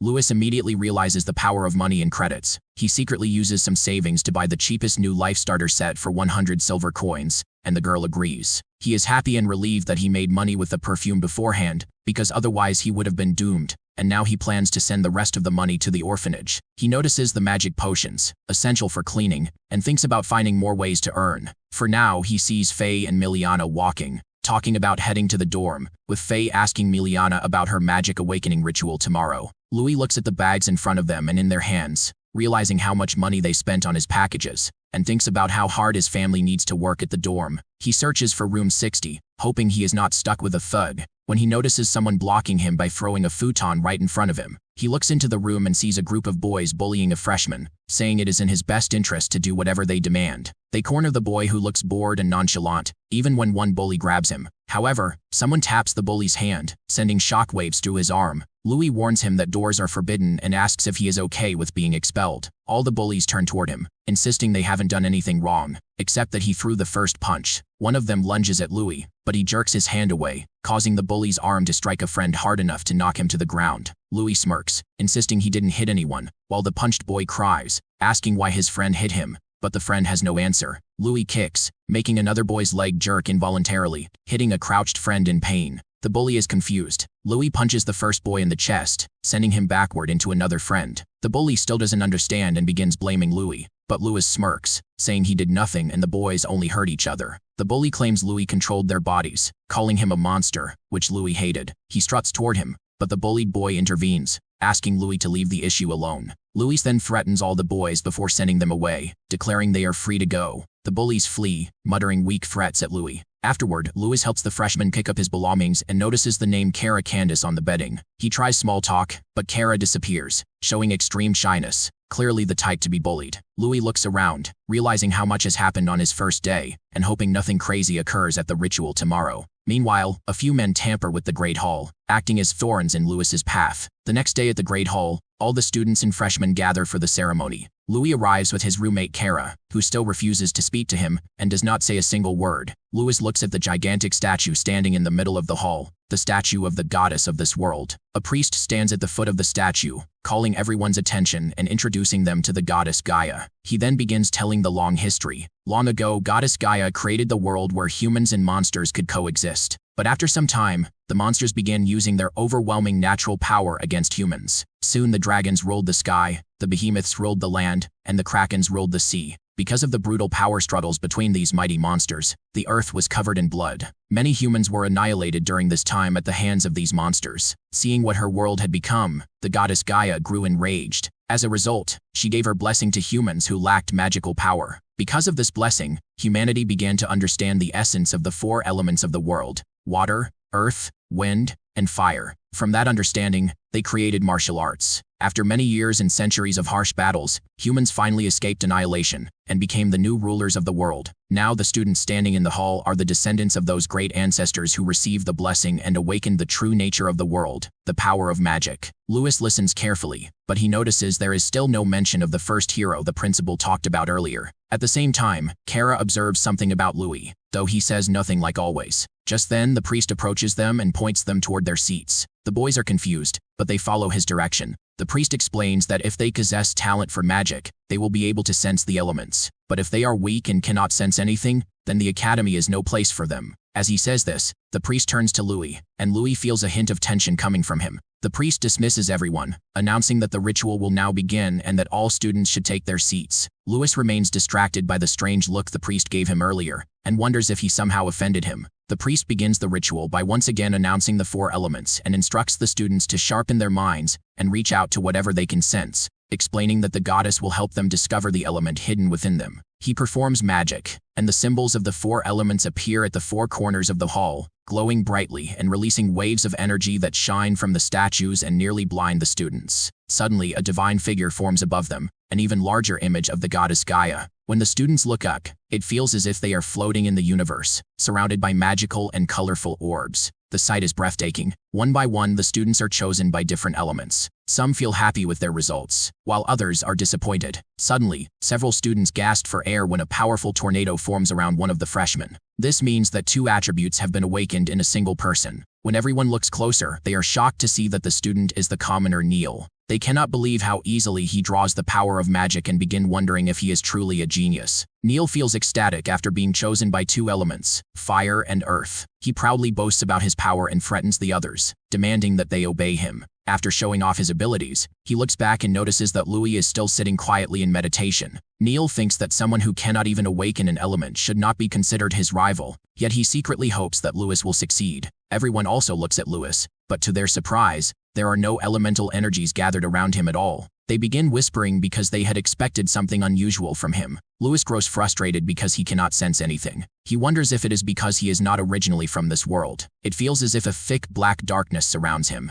Yet he knows that cannot be true because when he sparred with Cain before, he fatally sensed a strange power when Cain used magic. Now it feels as though his mind is being smothered, as if something cloudy is blocking his vision. Louis becomes angry and refuses to let this strange barrier break his will so easily. His determination surges, and the strength of his will releases energy that pushes the dark cloud away from him. When he opens his eyes again, he finally sees the colorful elements surrounding him. Meanwhile, the priest watching from afar cannot believe that the magic circle he placed there to sever Louis's mind from the outside has been broken. He wonders how Louis managed to do it. Louis reaches toward the water element, but it suddenly moves away from him. He can sense the elements but cannot touch them, which confuses him even more. He keeps trying to reach the water element and grows more frustrated with every attempt. This is another trap set by the priest. He secretly placed a confinement circle, a magical spell designed to block the flow between spirit and element. Along with magic forbidden ores, items that weaken the link between a person and the elements, the priest planned that even if Louis could see the elements, he would never be able to interact with them. Apparently, there are people around Louis who are determined to crush him at any cost. The priest blames Louis for making so many enemies so early. Since he has already offended them,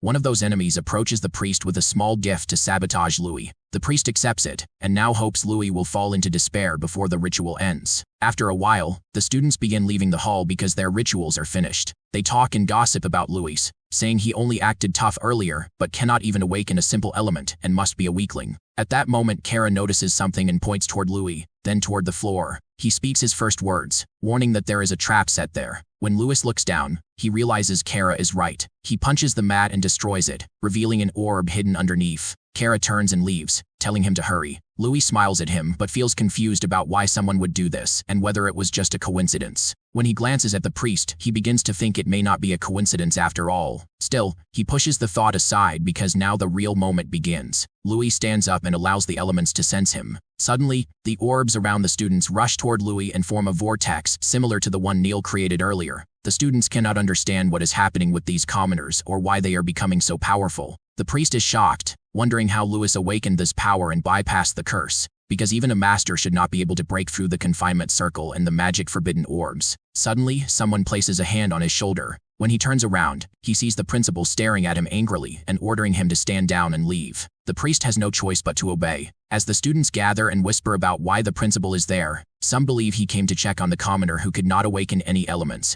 while others suspect there is some secret connection between the principal and Louis. No one truly knows. Meanwhile, the priest is furious and wonders why the principal had to appear and ruin his plan. With no other option, he leaves the Great Hall. Outside, he finds Jess waiting. The priest informs him that their plan failed and warns that they should stay away from each other for a while. Jess agrees and says he will handle the rest himself. Although angry, Jess remains determined to crush Louis no matter what. Inside the hall, the principal quietly orders his confidant Kylie to keep an eye on the priest, because he cannot allow outsiders to cause trouble at the academy. Now that the obstacles are gone, the principal focuses his attention fully on Lewis, who remains deep in meditation while awakening multiple elements. Lewis appears lost in another world, and in truth he is, because inside his mind he is amazed by the countless elements surrounding him. A few days earlier at Cain's house they had discussed the nature of the elements. Cain explained that the elements are the foundations of the world created by the goddess. Lewis had been confused because monsters can use magic from birth, so he asked why humans must awaken the elements first. Cain explained that monsters possess magical crystals inside their bodies. He even showed one to Louis and said that these crystals contain different elemental powers, giving monsters a natural affinity with magic from birth. Humans, however, must perform an awakening ritual. Only after being recognized by an element can they use magic, and they must manipulate the surrounding elements to cast spells.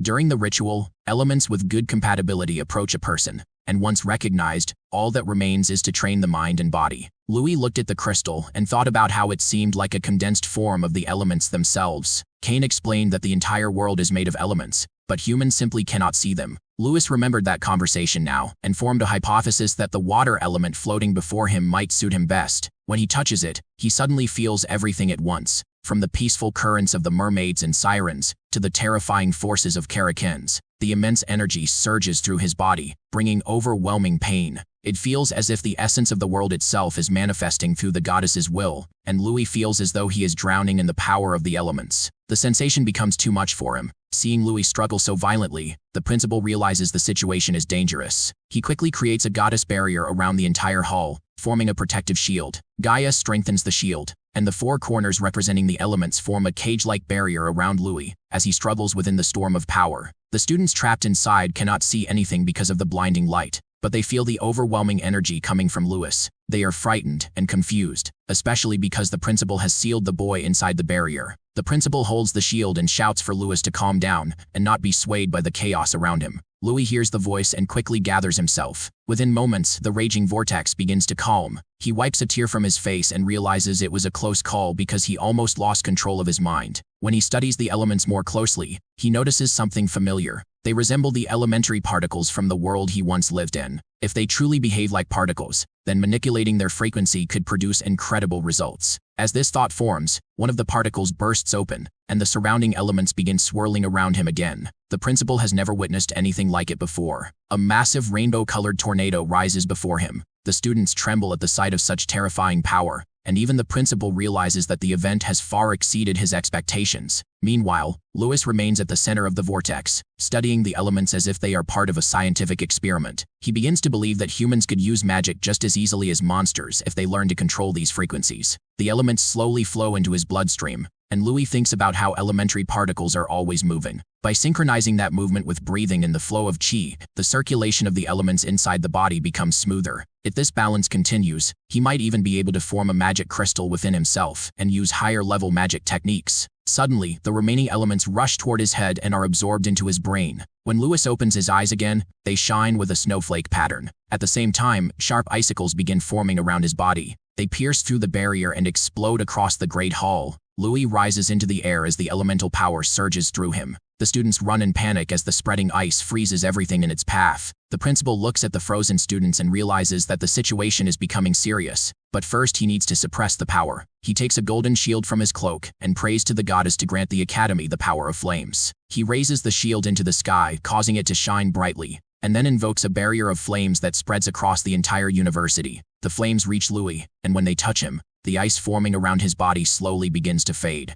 A brilliant light bursts out from the great hall and spreads across the academy, visible even from distant areas. People across the campus notice the sudden glow and grow confused, wondering what is happening inside the great hall. Louis finally lands back on the floor, while the principal looks at him and wonders what element could create something that resembles ice. Meanwhile, Lewis remains deep in meditation. Inside his mind, he observes the elemental particles resting in his hand, moving at incredible speed. Slowly, they begin to fuse together. Lewis performs quick calculations in his mind and realizes that depending on the combinations of the four elements, entirely new reactions can occur, creating something different. At that moment, the wind and water elements inside him begin blending together. However, he has no idea what he should do with this discovery. Right now, it feels as if he needs guidance from someone. As the confusion grows, Louis realizes that he needs to wake up. When he finally opens his eyes, he sees the principal standing over him. He glances around and notices the protective flame shield surrounding them. The principal lowers his hand and removes the barrier, then calmly asks Louis if he understands what he has just done. Louis looks around at the students who are nearly frozen and begins to realize how serious the situation has become. Louis feels embarrassed and laughs nervously. He says he made a bit of a mess and that the principal saved him.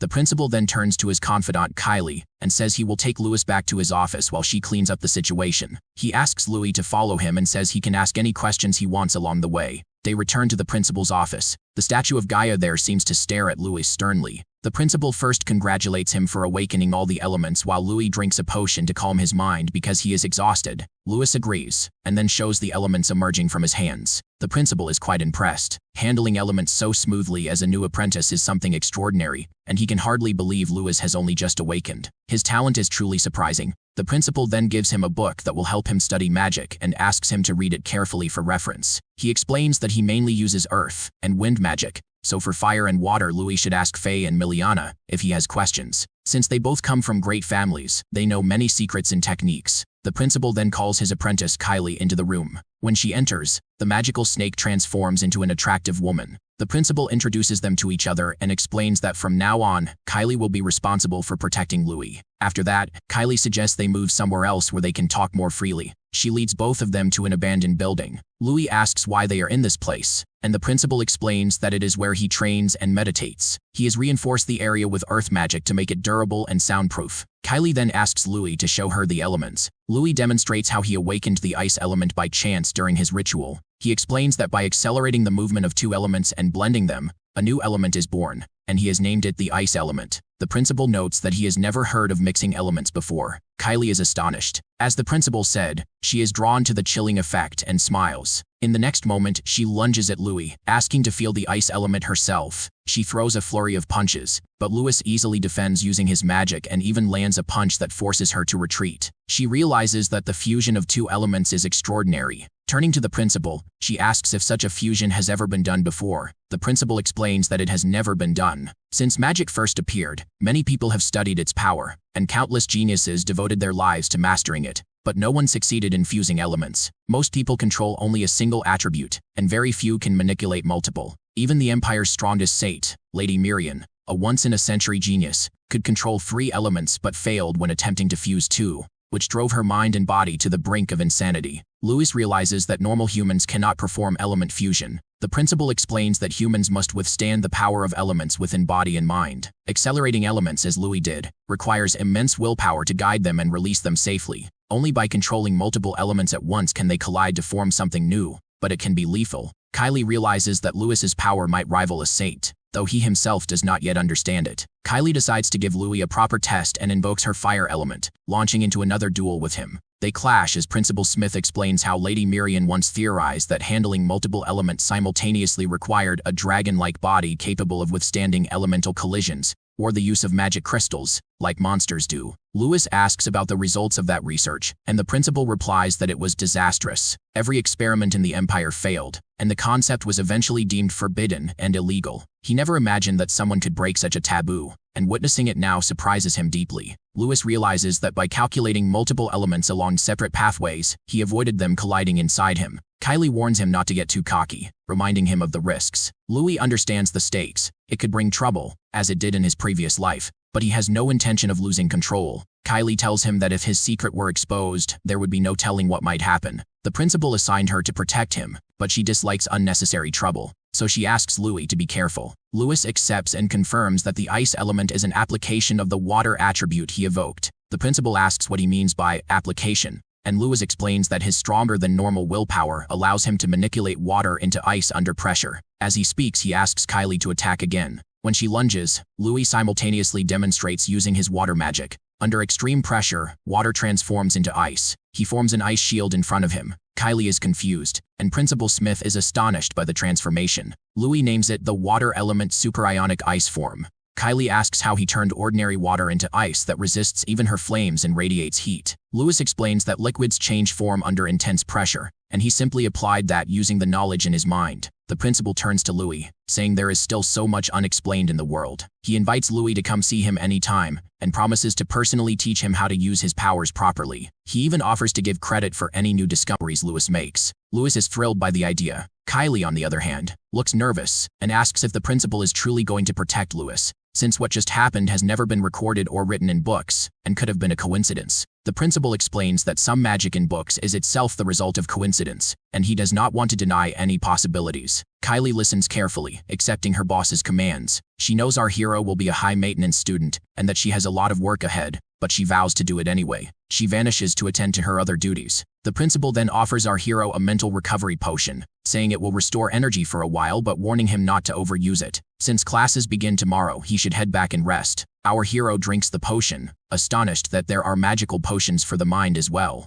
Louis returns to his dormitory, still wide awake from the potion, and decides he might as well meditate until morning. When he enters, he notices Kara is still up and asks what he's doing, and if he's been waiting for him. Our hero appreciates it and thanks him personally, knowing Kara really saved him today. The principal had told him about a rare artifact in the hall and asked how our hero noticed it, but Kara doesn't answer and simply hands our hero a card for Ganda's trading company. Louis realizes now why Kara is so knowledgeable. Kara then quietly leaves, muttering thanks before closing the door. Our hero understands that Kara was just repaying him for being saved on the first day, and being a merchant's son, it's also good networking. The next morning at Candria Arcanist Training Hall, the students gather as their new physical training instructor, Derek, is introduced. Derek is there to teach fundamentals of martial arts, but he comes off as gross and creepy. Most students, male and female, feel intimidated or disgusted. Even Kane thinks the teacher is weird, but our hero is focused on his exceptionally toned body, eager to learn how to train both body and mind. Derek immediately notices our hero and moves in behind him at incredible speed. Louis senses him instantly, while Kane is intimidated.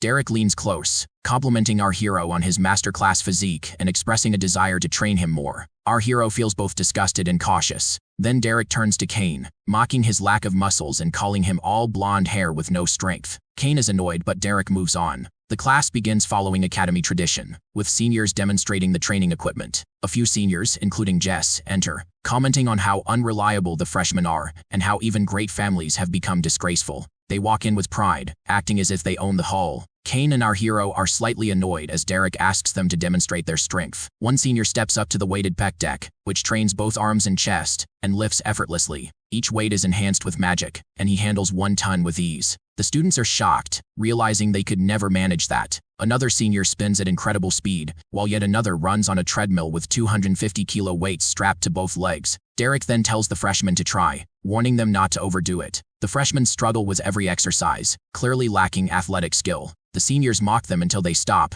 but then they notice someone dominating the machines. It's our hero, working out as if it's a joke. He lifts 10 tons with ease, runs on the treadmill so fast it feels like it might explode, and spins so violently it seems like a tornado. The students are stunned, convinced it's impossible, and suspect he might be using enhancement drugs. On the other hand, Neil is in his own competition. Neil, however, is in a league of his own. He presses 15 tons of weight as if it means absolutely nothing. He straps on a 20-ton weight block and runs across the treadmill as though he is taking a casual stroll through a park. The other students can only stare in horror as they watch him train like a monster in human form. Once he finishes his set, he drops the massive weight right in front of Louis with a deafening crash, making his intentions painfully obvious. In Neil's mind, this proves that he wins simply because he is stronger than everyone else. He looks straight at Louis and tells him to forget everyone around them, so the two of them can finally settle the tension between them once and for all. The problem is that Louis does not even see this as a rivalry. The only thing he sees is Neil's oversized ego and his desperate need to prove that he is the strongest student in the academy. Ironically, that thought alone irritates Louis even more. He rubs his forehead in exhaustion, already tired of how much Neil assumes about him. It is only their first day at the academy, and all they are doing right now is basic physical training. The purpose is simply to strengthen their bodies and build endurance. Nothing more than that. Louis tells Neil that showing off his strength in front of everyone is pointless and childish. Before the conversation can end, Jess suddenly takes offense to the comment. Even though Louis is not even speaking to him, Jess immediately assumes the remark is directed at him, and his expression darkens with anger. He warns Louis not to become too arrogant just because he thinks he is slightly stronger than the others. According to Jess, physical strength means very little in the long run. because true power comes from attributes. That immediately catches Lewis's attention, and he asks what exactly attributes are. Neil answers with complete confidence and proudly declares that he possesses dual attributes of fire and earth. The moment those words leave his mouth, Jess looks genuinely stunned. A commoner awakening with both fire and earth attributes is almost unheard of, and even he realizes how extraordinary that combination is. Neil then turns the question toward Lewis and asks him what attribute he possesses. Louis calmly replies that he has a water attribute. The second Jess hears that answer, he bursts into laughter. Out of all possible attributes, Lewis ends up with water. To Jess, it sounds completely pathetic. He mocks Louis openly and asks what someone with a water attribute is even supposed to do in a fight. Is he going to splash puddles at his enemies and hope they slip? Louis only looks at him in confusion, unable to understand why water is considered so laughable. That is when Miliana finally explains the situation to him. She tells Lewis that water attribute martial arcane is considered extremely basic compared to the other elemental paths. Its most common offensive skill is Aqua Blade, a technique that leans far more toward defense and support than outright destruction. Because of that, people tend to look down on water users and see them as weaker than fighters who possess far more aggressive and destructive attributes. Lewis falls silent for a moment as he processes everything he has just heard. Until now, he never realizes that the water attribute is looked down upon to such an extent. Jess keeps pushing the humiliation further and tells him that no matter how strong his body may be, the moment someone awakens a water attribute, their future becomes completely hopeless. The group of bullies surrounding him bursts into laughter at those words. One of them smugly adds that throughout all of history, not a single water attribute user has ever risen to the rank of Grandmaster. Because of that, they mockingly advise Louis to accept his place and become nothing more than support for people who possess superior attributes. According to them, the best thing he can do is stand behind stronger fighters and help them win battles. Louis immediately dislikes the tone they are using. He narrows his eyes and asks if they are seriously saying that someone who only possesses a water attribute can never rise beyond the level of master, even under ideal circumstances. Jess responds as if the answer is obvious and tells him that it is simply common sense. He sneers at Lewis and says that a commoner clearly knows nothing about the world, which is why someone has to explain reality to him in the first place. At that point, Kane finally loses his patience and snaps back at them.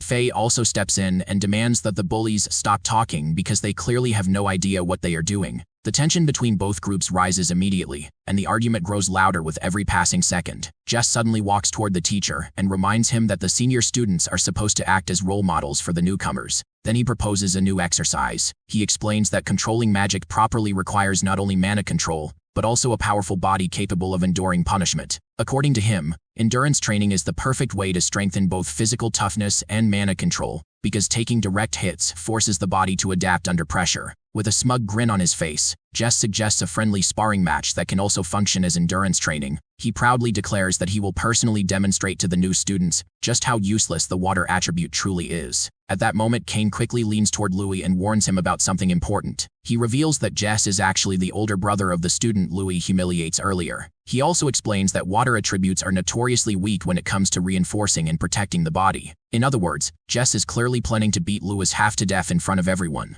Even after hearing the warning, Louis barely pays attention to Kane's concern. Instead, he turns toward the teacher and calmly states that he believes there is no such thing as a superior or inferior attribute. The teacher immediately interprets those words as Louis accepting the challenge, and Louis confirms it without hesitation. He declares that he will fight the seniors himself and prove that their beliefs are wrong. Meanwhile, the senior students eagerly wait for the fight to begin. Kane tries one last time to convince Louis to reconsider, but Louis simply tells him that everything will be fine. The teacher then announces the rules for the match. He states that magic can only be used inside the central arena, and says that he expects everyone to rely on the strength of the bodies they have worked so hard to build. He also makes it clear that dodging attacks during the exchange is strictly forbidden. Every participant must stand their ground and endure the blows they receive. As Jess and Louis prepare themselves, a sudden explosion of flames erupts nearby. Neil bursts forward surrounded by fire while laughing like a complete maniac. He shouts that his moment has finally arrived and declares that now he can finally enjoy a proper fight. The senior students immediately grow irritated by his interruption.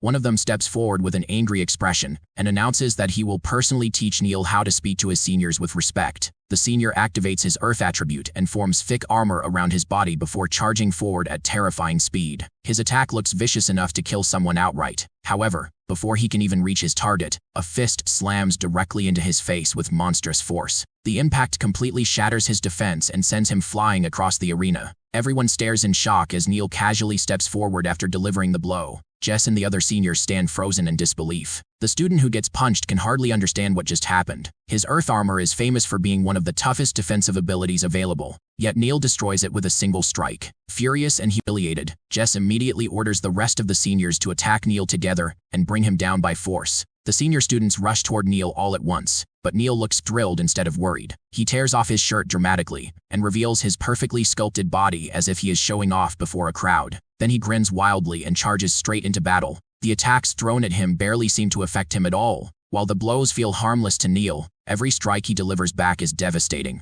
He grabs one senior and hurls him away with enough force to crash into several others behind him. For a brief moment, Neil's back is left completely exposed. One of the Earth Attribute seniors sees the opening and rushes forward, convinced that he has finally found Neil's weak spot. He attacks with everything he has, but the instant his strike lands, his confidence disappears. Instead of injuring Neil, he ends up shattering his own armor. A split second later, once the adrenaline fades, unbearable pain surges through his body, and he lets out a shriek that echoes through the arena. The horrified senior finally realizes what happened. Neil concentrates his mana into a single point on his body to strengthen it to an absurd degree. The senior cannot comprehend how a first-year student possesses such terrifying control over mana already. Before he can recover, Neil kicks him violently across the arena and sends him crashing into a wall. The teacher watches the entire scene with complete boredom on his face. In a calm voice, he reminds everyone that even if they become powerful fighters, they should never neglect the fundamentals unless they want to end up exactly like the defeated senior lying on the ground. Lewis watches the carnage with growing fear. Even he has to admit that Neil is delivering a horrifying beating. He quietly asks Kane if he thinks Neil has gone too far. Before Kane can answer, another attack suddenly comes from behind them.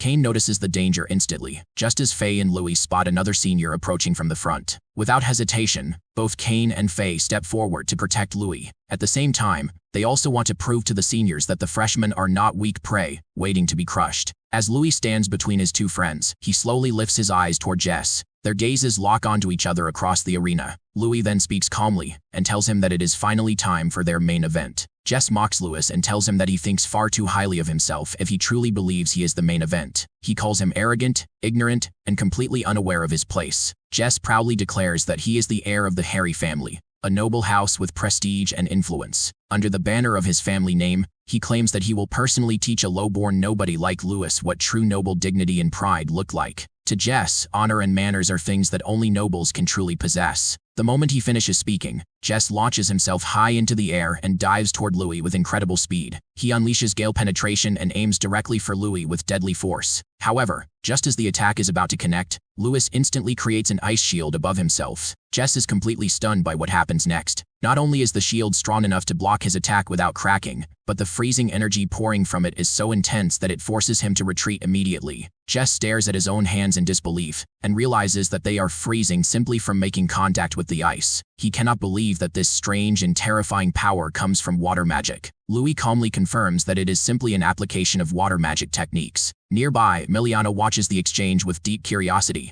because even she has never seen water magic used in this way before. The other students are equally confused. None of them have ever seen an ice shield before, nor have they witnessed water magic being manipulated like this. Jess refuses to accept what he is seeing and convinces himself that Louis is merely using some strange trick with water techniques. Brian mutters that the freshmen this year are nothing but troublemakers. Jess decides that no matter what strange abilities Louis possesses, he is still going to teach him a lesson. At the same time, Jess looks toward Neil, who is still destroying the senior students one after another, and immediately rushes toward him. Neil notices Jess approaching and becomes excited because he assumes Jess is about to become his next punching bag. Neil throws a powerful punch at him, but Jess smoothly avoids the attack and laughs while telling him that he missed. Neil grins at the challenge in front of him. Over the next few moments, Jess moves so quickly that Neil cannot land a single hit on him. However, Jess is not truly focused on defeating Neil. Throughout the chaos, he is secretly using Neil as a distraction so he can get closer to Louis. The instant he sees an opening, Jess rushes toward Louis with clear killing intent. Before he can reach him, Neil suddenly charges in from the front and attacks Jess directly. Jess avoids the strike once again, and instantly appears behind Louis before attempting another sneak attack. However, Louis raises another ice shield and blocks him completely. Louis mocks Jess and tells him that all he ever talks about is honor and pride, yet all he does is rely on sneak attacks from behind. According to Louis, noble ideals are worthless in front of him.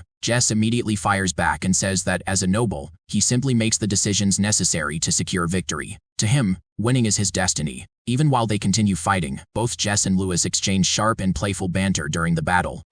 Still watching? Then you're probably enjoying the journey already. Please like, share, and subscribe. And stay for the next unforgettable manhwa recap ahead. Neil grows increasingly irritated as he watches them. He suddenly jumps into the middle of their fight and attacks again. Lewis narrowly dodges the blow and looks confused because Neil is supposed to be fighting on his side. On top of that, being forced into a 2-against-1 battle is beginning to irritate him. Jess suddenly believes he finally has an advantage now that Lewis is distracted. He lunges toward him for another attack, but at the last possible second, Neil catches up to him and violently shoves him away. Jess becomes furious at Neil's reckless and maniacal behavior as he is sent flying backward. Neil shouts at him and says that he needs to stop underestimating him and realize that teaming up is the smartest strategy. Now that Jess is out of the way, Neil turns toward Louis with excitement burning in his eyes. He tells him that now that the annoying noble is gone, it is finally time for the two of them to fight face to face. The teacher watches both of them carefully and realizes that they are using combat styles focused on speed, precision, and close-range movement. In his eyes, both of them are genuine battle geniuses. At this rate, they might even surpass William himself. Lewis continues dodging Neil's relentless attacks until he suddenly grabs Neil's arm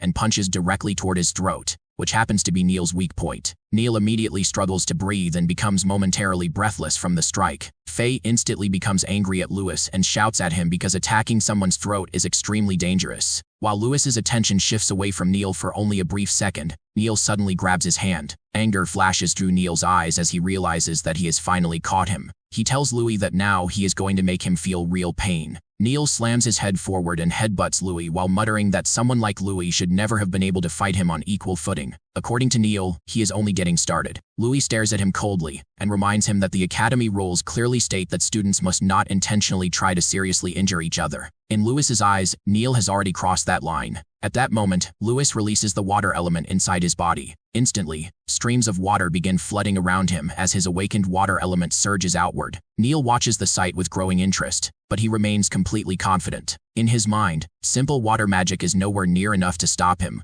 The teacher himself says that this training is meant to test the strength of their bodies, so Neil refuses to back down or avoid the attack. Lewis remains completely unfazed by Neil's confidence. He calmly asks him if he would prefer something stronger instead. The instant those words leave his mouth, the water around them transforms into ice and freezes around Neil's body. Neil immediately realizes that the pain tearing through him is unbearable. He quickly releases his fire element and desperately melts the ice trapping him. When he finally breaks free, he looks even more insane than before. A wild grin spreads across his face as he declares that fighting Louis is making him stronger. Because of that, he insists that their battle must continue. One night, when Neil is still just a child, he kneels beside a river and drinks water while trying to understand the strange pain constantly burning through his body. As he sits there alone in the darkness, he suddenly notices a pack of wolves slowly approaching him. Fear immediately grips him. Before he can react properly, the wolves lunge at him and begin tearing into his body. Neil desperately tries to defend himself, but one of the wolves sinks its teeth into his arm while another bites deeply into his leg. Even as a child, however, Neil possesses frightening strength. Through sheer force, he pries open one wolf's jaws and rips his trapped arm free. Rage explodes inside him. The pain flooding through his body drives him into a frenzy, and in that moment, he tears the wolves apart with his bare hands. That night changes him forever. As the bloodied bodies of the wolves lie scattered around him, Neil comes to a realization. Pain proves that a person is truly alive. Strength is what allows people to survive. The more pain he endures, the stronger he becomes. Only the strong survive in this world, and that small child manages to slaughter every murderous wolf that attacks him. That is why Neil constantly seeks pain. To him, pain is what defines his existence and shapes who he is. Back in the present, Neil casually rushes toward Louis again. As he charges forward, he tells Louis that the two of them are the same. In his eyes, they are both monsters chasing after greater power. Lewis immediately responds by using his martial arts technique. Focusing both his mind and strength into a single movement, he drives a powerful kick directly into Neil's face. The strike lands perfectly, but instead of being shaken by it, Neil actually enjoys the pain. That reaction only frustrates Louis further. He attacks again and again without stopping, landing blow after blow against Neil while Neil continues grinning through the punishment and appreciating every hit he receives. Faye and Kane watch the fight in complete confusion. At this rate, Lewis might actually kill Neil. What terrifies them even more is that Neil seems to grow wilder and more dangerous with every second that passes. Realizing how out of control the situation is becoming, both of them decide that they need to stop Louis before things become even worse. Neil refuses to back down and shouts that the fight is not over yet. He lunges toward Louis again, but Louis quickly dodges the attack. At the same time, Louis struggles internally as he tries to figure out how to stop this complete maniac without violating the academy rules. He wonders if freezing Neil in place might finally be enough to restrain him. Louis tells Neil to calm down before driving a punch into his stomach. Immediately after that, he uses Ice Tempest and freezes Neil against the wall. However, Neil once again releases his fire attribute and melts through the ice, trapping him. Watching all of this unfold, the teacher finally begins to look genuinely interested. In his eyes, the fight is only now becoming entertaining. Neil drops to the ground but still refuses to surrender. He declares that this is nowhere near enough to satisfy him, and urges Louis to come at him again with everything he has. Then something unexpected suddenly happens. Instead of Neil charging toward Louis once more, a powerful force slams him directly into the ground. Neil barely manages to realize what happens before he sees Kylie standing there. Kylie coldly tells the now unconscious Neil that he has gone far too far. In her eyes, he is nothing more than a muscle-headed idiot who completely loses control of himself. The teacher instantly reacts the moment he sees Kylie. It is painfully obvious that he has a crush on her because he practically lights up with excitement after realizing that he has not seen her in a long time. In his mind, she looks even more beautiful than before, and the overwhelming aura radiating from her body completely captivates him. However, Kylie immediately shuts down his excitement and forces him to face reality. She asks him what he plans to do if a student dies on the very first day of class. She reminds him that he should remember the warning the principal gives him earlier. The teacher becomes embarrassed and quickly defends himself. He insists that he is not some irresponsible privileged fool and claims that he is only trying to bring out the student's potential through combat. Kylie mocks him and says that he should sincerely hope he is merely an idiot because she is specifically ordered to protect Louis, and he should understand exactly what that implies. She then informs the teacher that the principal wants to see him in his office after class ends. The teacher immediately realizes that another lecture is waiting for him. Even so, when he looks back at the freshmen, he cannot help thinking about how much potential they possess. In particular, Louis, Faye, and Kane stand out to him far more than the others. He tells Neil to put his clothes back on and warns him that he is willing to overlook his crazed behavior this one time. However, if Neil loses control again in the future, he will have his academy credits reduced. Neil barely listens to the warning because his mind is focused elsewhere entirely. He realizes that he manages to withstand attacks from someone at the level of a master. At the same time, he also realizes that if he keeps destroying his clothes every time he fights, he is eventually going to go broke from replacing them. Because of that, he decides that he has no choice but to start hunting monsters for money. Soon after, the class bell rings, and the teacher dismisses everyone. He announces that the senior students are free to leave while the freshmen should rest, recover, and drink potions together. He also warns the freshmen that from now on he plans to push them even harder, so they should prepare themselves and not start crying later. After class, Kane tells Louis that in the entire 100-year history of the academy, there are almost no cases where freshmen manage to defeat senior students. Louis thinks carefully about that statement because he does not remember reading anything about such events in the academy documents. Kane then explains that it only happens 3 times in history, and during each of those years, several grandmasters eventually emerge from those freshman classes. Louis immediately asks when the most recent case occurs. Kane explains that the latest example happens during the years when their fathers attend the academy. Apparently, even they managed to defeat upperclassmen during their first year. Meanwhile, the senior students who are bruised, bloodied, and humiliated slowly make their way back to their classroom. One of the seniors apologizes to Jess for being too weak, but he also admits that Louis and Neil are simply far too strong. He quietly suggests that maybe they should deal with those two from the shadows instead. Jess immediately rejects that idea. He wants to defeat them openly and stand above everyone else as the strongest because he believes that position rightfully belongs to him. He tells his companion not to rush because there will be plenty of chances to take revenge later. In Jess's eyes, no matter how talented or powerful Louis and Neil become, they are still merely citizens of the Empire. Nobles are the ones who truly control the fate of the Empire. Later, Faye speaks with Miliana and asks what she thinks about Louis' techniques. She points out that his talent with water magic is unbelievable. Faye also suggests that if Miliana stays close to Louis and trains alongside him, she might grow stronger as well. Miliana quietly thinks about Louis and the overwhelming power behind his water magic. Deep down, she feels that she could never replicate what he does. Even if she trains beside him, her own water attribute techniques feel completely inadequate. Before Louis appears, no one ever manages to use water magic in such strange and powerful ways. Because of that, Miliana realizes that she desperately needs to create more water attribute attack techniques that are easier for her to use. Faye asks her if she is really pushing herself this hard at only 16 years old. Miliana quietly replies that she has to do it for the sake of her family because she wants to make them proud. Faye already knows that this is exactly the answer Miliana is going to give.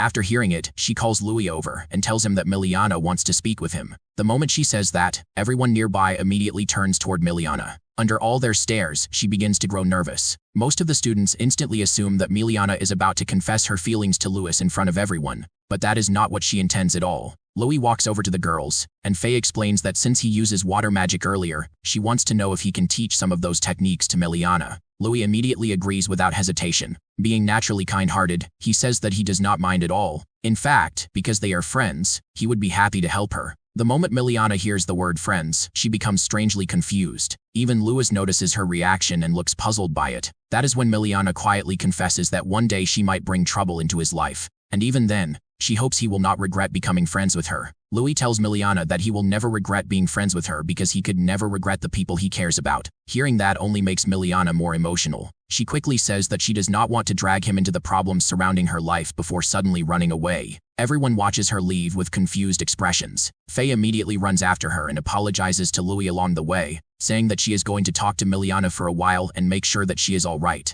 As they disappear, Louis quietly thinks about how everyone around him carries different burdens and struggles. He understands that much already. If anything, he begins to feel that he might end up becoming the one who causes trouble for Miliana instead. He turns toward Kane and asks whether he knows anything about her background. Kane explains that Miliana is the daughter of the Royce family, and also the granddaughter of a grandmaster. Back when her grandmother is still alive, the Royce family thrives and holds considerable influence. However, after her grandmother passes away, the family gradually loses its power and status. Beyond that, Kane admits that he does not know much about what happens afterward. He says that Faye probably knows far more about the situation than he does. Louis then turns toward Kara and asks if she knows anything else. Kara explains that the Royce family eventually clashes with the Arcanist Association. Hearing that immediately catches Louis's attention. He asks if the trouble Miliana mentions is connected to the Arcanist Association, and whether Kara knows any additional details. Unfortunately, Kara shakes her head and admits that this is all she knows. For now, Louis realizes that if he wants real answers, he will eventually need to ask either Faye or Miliana directly. The next day,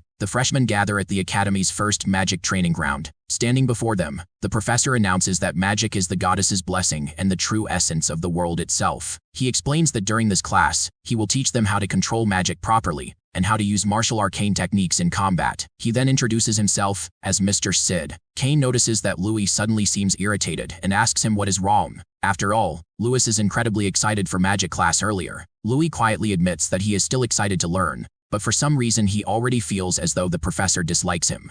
Almost immediately after those words leave his mouth, Mr. Sid appears directly in front of Louis. He coldly tells him that students should not chat while the teacher is speaking. He openly states that he hates rude and idiotic people in his classroom. Without hesitation, he announces that 1 credit will be deducted from Louis' account. Mr. Sid continues insulting him and says that unlike certain muscle-brained idiots, students are expected to follow the academy rules properly. According to him, if Louis keeps breaking regulations, he will eventually end up with 0 credits remaining.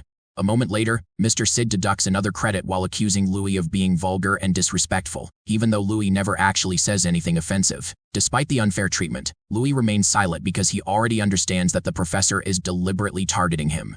As Mr. Sid walks away, he tells Louis that he should learn proper noble etiquette and culture if he truly wants to behave like a respectable student. Then Mr. Sid raises his finger, and suddenly a gigantic sand knight erupts from the ground through the use of magic art. Both Kane and Louis stare at the enormous construct in amazement. Mr. Sid explains that in real combat, martial arcane requires mastery over both martial arts and magic. If someone wishes to become a true apprentice, they must first learn how to manifest mana into the shape of a weapon. Once they master that skill, they can eventually cover their entire body with arcane armor. As he speaks, Mr. Sid demonstrates the technique by forming a sword from mana in his right hand. He explains that after mastering those fundamentals, a person can finally become a true fighter. In order to control mana through the body, one must connect their thoughts to their movements and guide mana through precise physical actions. To demonstrate further, Mr. Sid flips the sword in his hand before slashing toward the giant sand knight. The attack slices the construct completely in half and leaves the students stunned by the destructive power of martial arcane. Afterward, he tells the students that later they will all attempt to attack stone statues in the same way. The student who causes the greatest amount of damage will receive 5 extra credits. Before that begins, however, he plans to teach them how to attack properly with magic. Mr. Sid orders everyone to divide themselves into groups based on their attributes.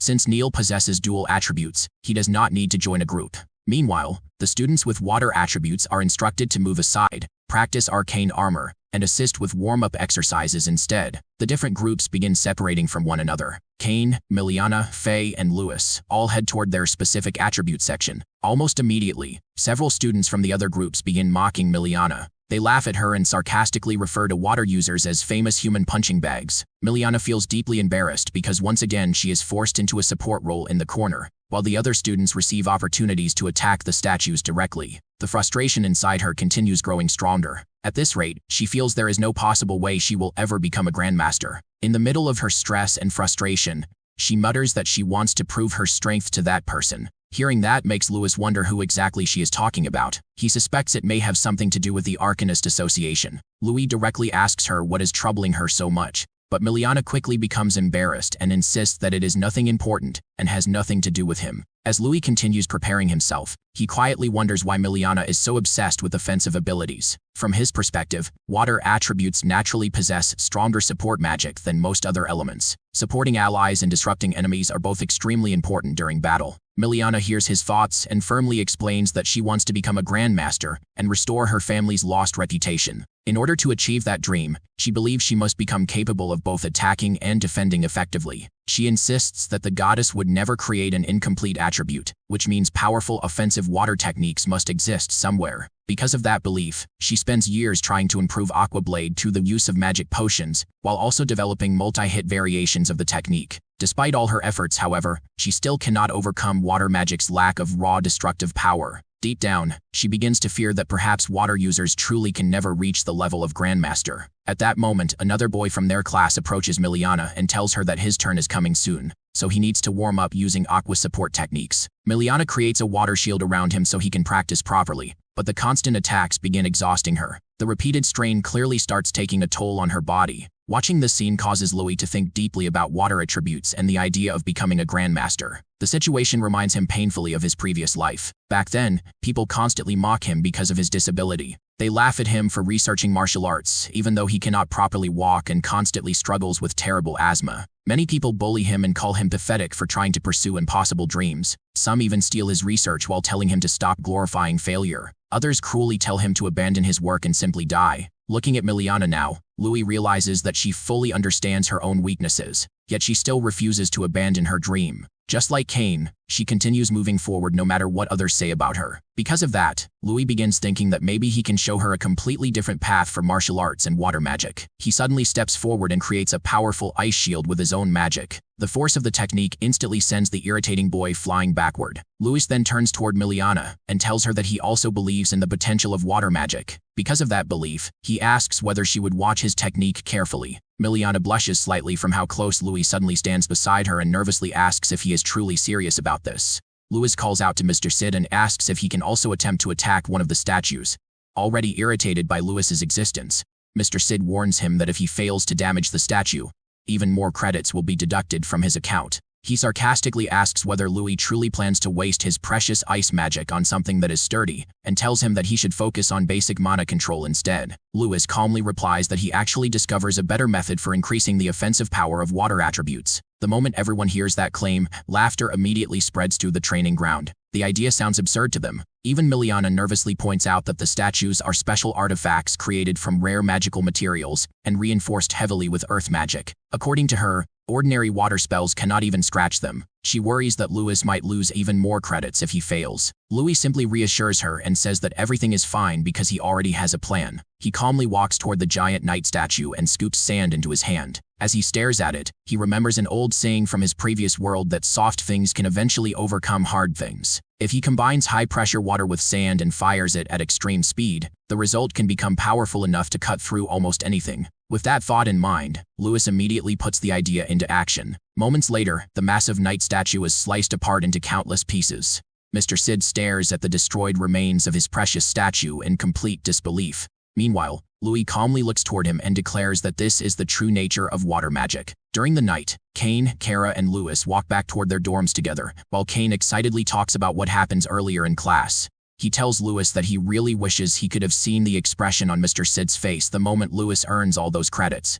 According to Kane, it is an absolute masterpiece. Mr. Sid looks completely miserable, almost like he is suffering through a nightmare. The instant he witnesses Louis using a clean and powerful water attribute attack, His face turns pale as if he has just eaten rotten bread. After that, he practically bolts out of the room the second class ends. Lewis casually replies that at the time he is so focused on experimenting with water magic that he never even bothers paying attention to the teacher's reaction because, to him, the man's expression is simply not worth looking at. Kane quickly changes the subject back to water magic and mentions that they should seriously consider Faye's suggestion. He explains that Miliana is already working extremely hard to create a new path for herself. She is even spending money on expensive mental recovery potions to keep training. He also hears that she plans to rent private training rooms during her free time so she can continue practicing alone. Kane points out that joining forces with her might actually benefit Lewis as well. Kara suddenly joins the conversation and explains that renting a training room costs around 30 silver coins, while mental recovery potions can cost nearly 300 gold coins. Hearing those numbers completely shocks Louis.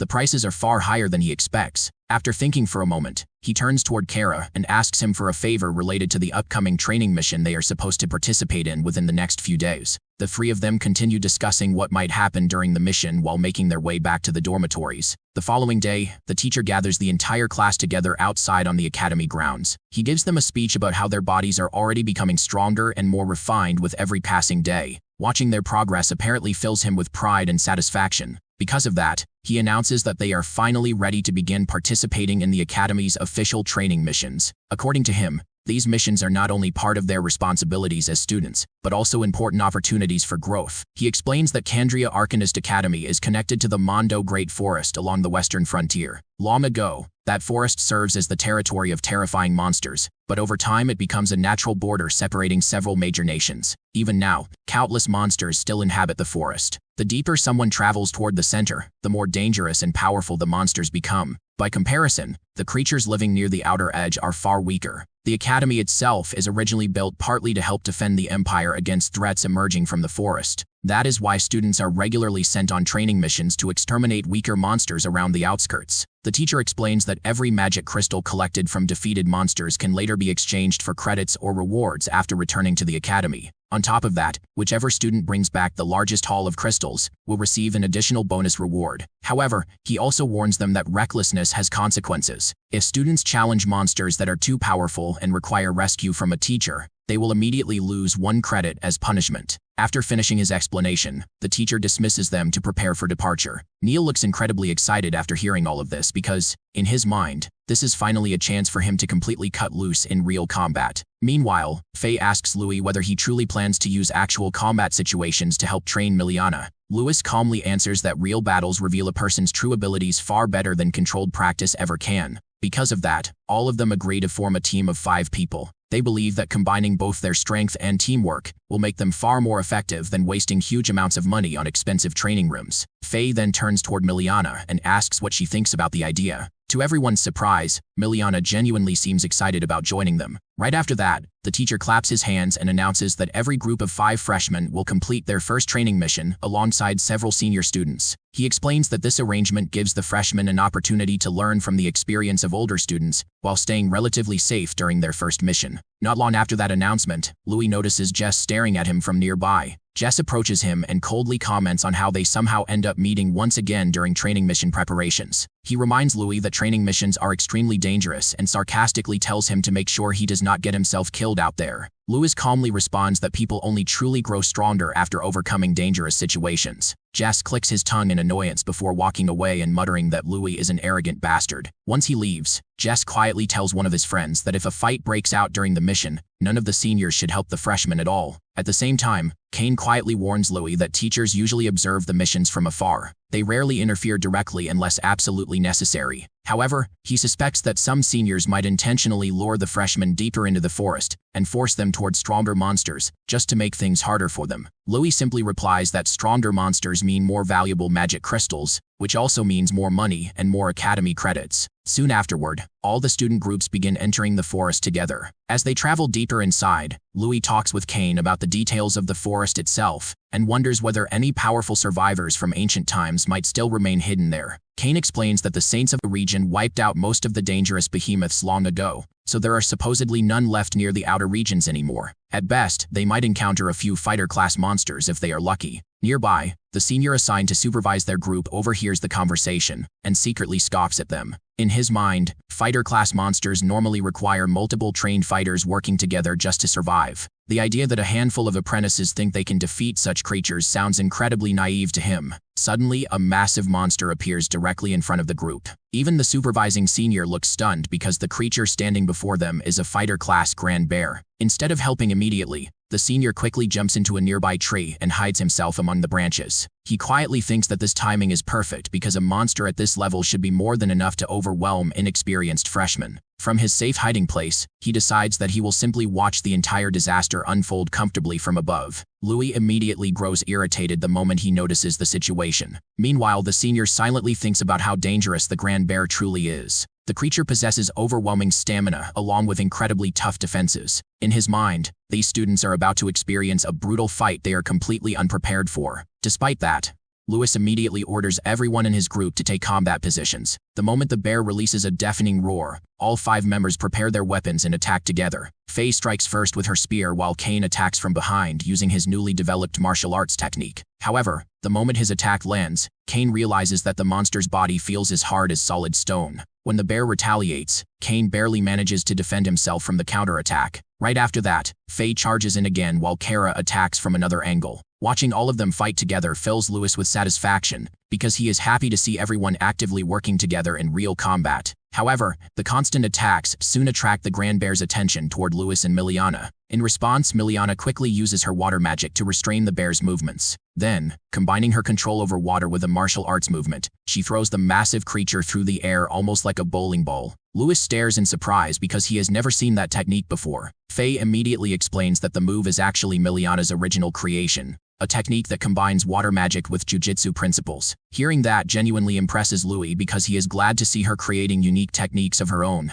Not wanting to fall behind Miliana, Louis rushes toward the bear himself because he also wants to demonstrate his own strength. He delivers a brutal kick directly into the creature's chest near its heart and sends the giant beast flying backward. Immediately afterward, he forms a compressed sphere of water and launches it toward the bear. The attack explodes violently upon impact before the monster crashes onto the ground. Miliana stares in shock after witnessing the damage Louis inflicts. Even students with stronger elemental attributes barely manage to scratch the grand bear, yet Louis severely injures it using water magic alone. Louis calmly explains that everything comes down to scientific principles. When water becomes superheated, compressed, and detonated under pressure, it creates steam powerful enough to burn targets internally and disrupt their breathing. Even if an enemy possesses tough skin or strong defenses, internal damage is far harder to resist. Miliana absorbs every word he says as though she is receiving an important life lesson. Deep inside, she begins wondering whether she can apply those ideas to her own techniques as well. Afterward, Louis suddenly hands her a special magic ring created by the Candace Trading Company, something he earlier requests through Kara's help. With the ring, Miliana can temporarily use earth, fire, and wind magic alongside her natural water attribute,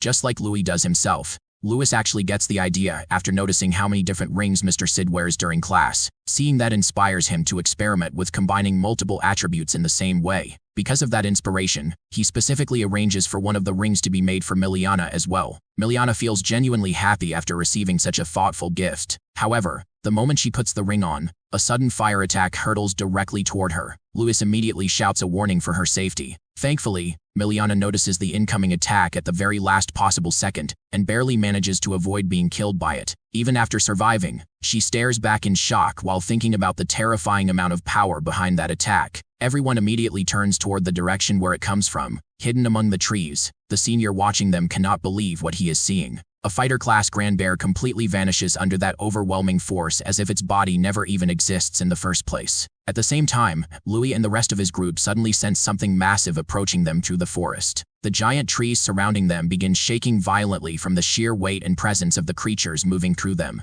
Moments later, enormous monsters emerge from the shadows. They are blaze khans, monstrous ape-like creatures filled with fire and pure madness embedded deep into their nature. Kane immediately comments that the situation is extremely bad. Louis quickly asks him what kind of monsters blaze khans actually are. Kane quietly explains that these creatures should never be anywhere near the academy grounds. The appearance of even one blaze khan near this area would already be alarming. so the fact that an entire pack appears together is almost impossible to believe. Soon afterward, the BlazeCons begin devouring the corpse of the dead Grand Bear right in front of everyone. The disgusting sight nearly makes Miliana vomit, while the other students also struggle to stomach the horrifying scene. At the same time, they realize that the other student groups deeper in the forest are probably in danger as well. Their fears quickly prove correct because every other group also encounters BlazeCons, and none of the students are remotely prepared to fight monsters at this level. Panic spreads rapidly as everyone realizes they need to find a teacher immediately. Meanwhile, the supervising teachers themselves are also confused because casualties suddenly begin appearing everywhere, and none of them understand what is happening. In the middle of all this chaos, there is still one completely insane person willing to stand directly in front of a BlazeCon without fear, and that person is Neil.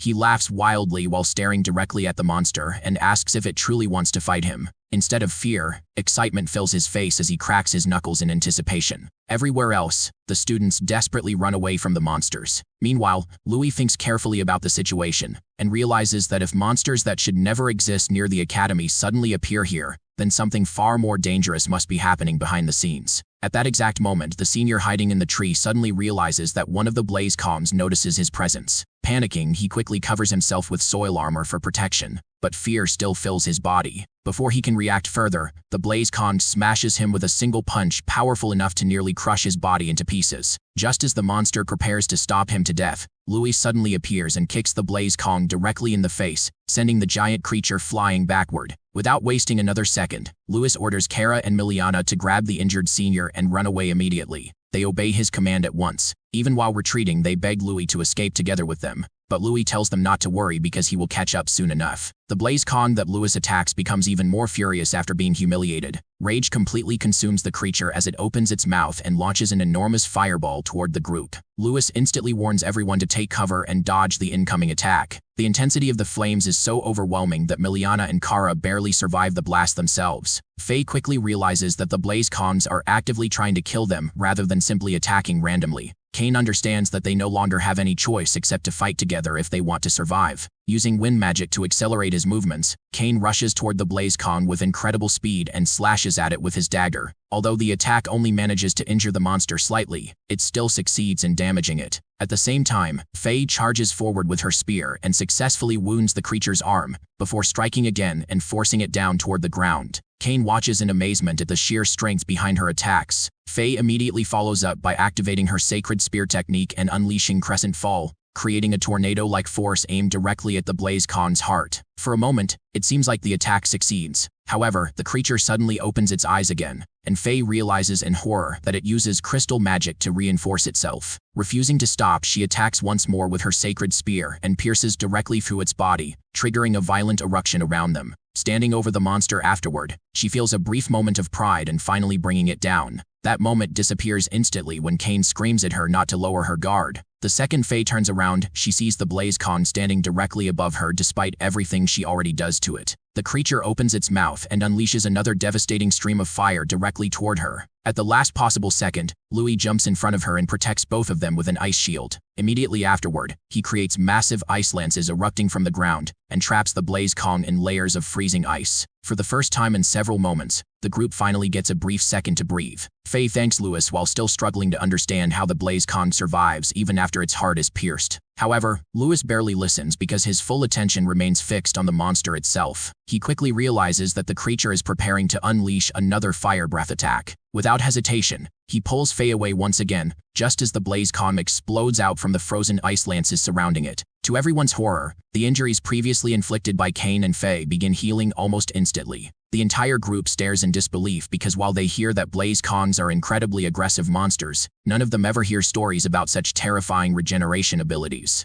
As Louis watches the monster recover, he suddenly realizes that this behavior reminds him of Neil. Just like Neil, the creature seems to grow stronger through pain and battle itself. Elsewhere in the forest, the teacher fights against several BlazeCons at once and becomes increasingly frustrated. No matter how many times he injures them, the monsters continue healing and growing stronger. He immediately realizes that something is deeply wrong with these creatures, and at this rate the students scattered throughout the forest will eventually be slaughtered. Back on the battlefield, Louis also understands how terrible the situation becomes, because more and more BlazeCons slowly surround their group from every direction. At the same time, Miliana and Kara struggle desperately to defend themselves, but eventually suffer injuries during the attacks. Nearby, the injured senior finally regains consciousness. Instead of panic, a sinister smile spreads across his face because, in his mind, everything is proceeding exactly according to plan. His mission is already complete. Now all he has to do is allow these defective monsters to finish eliminating Lewis and the other commoners. The horrifying truth finally becomes clear. The entire situation is part of the senior's plan from the very beginning.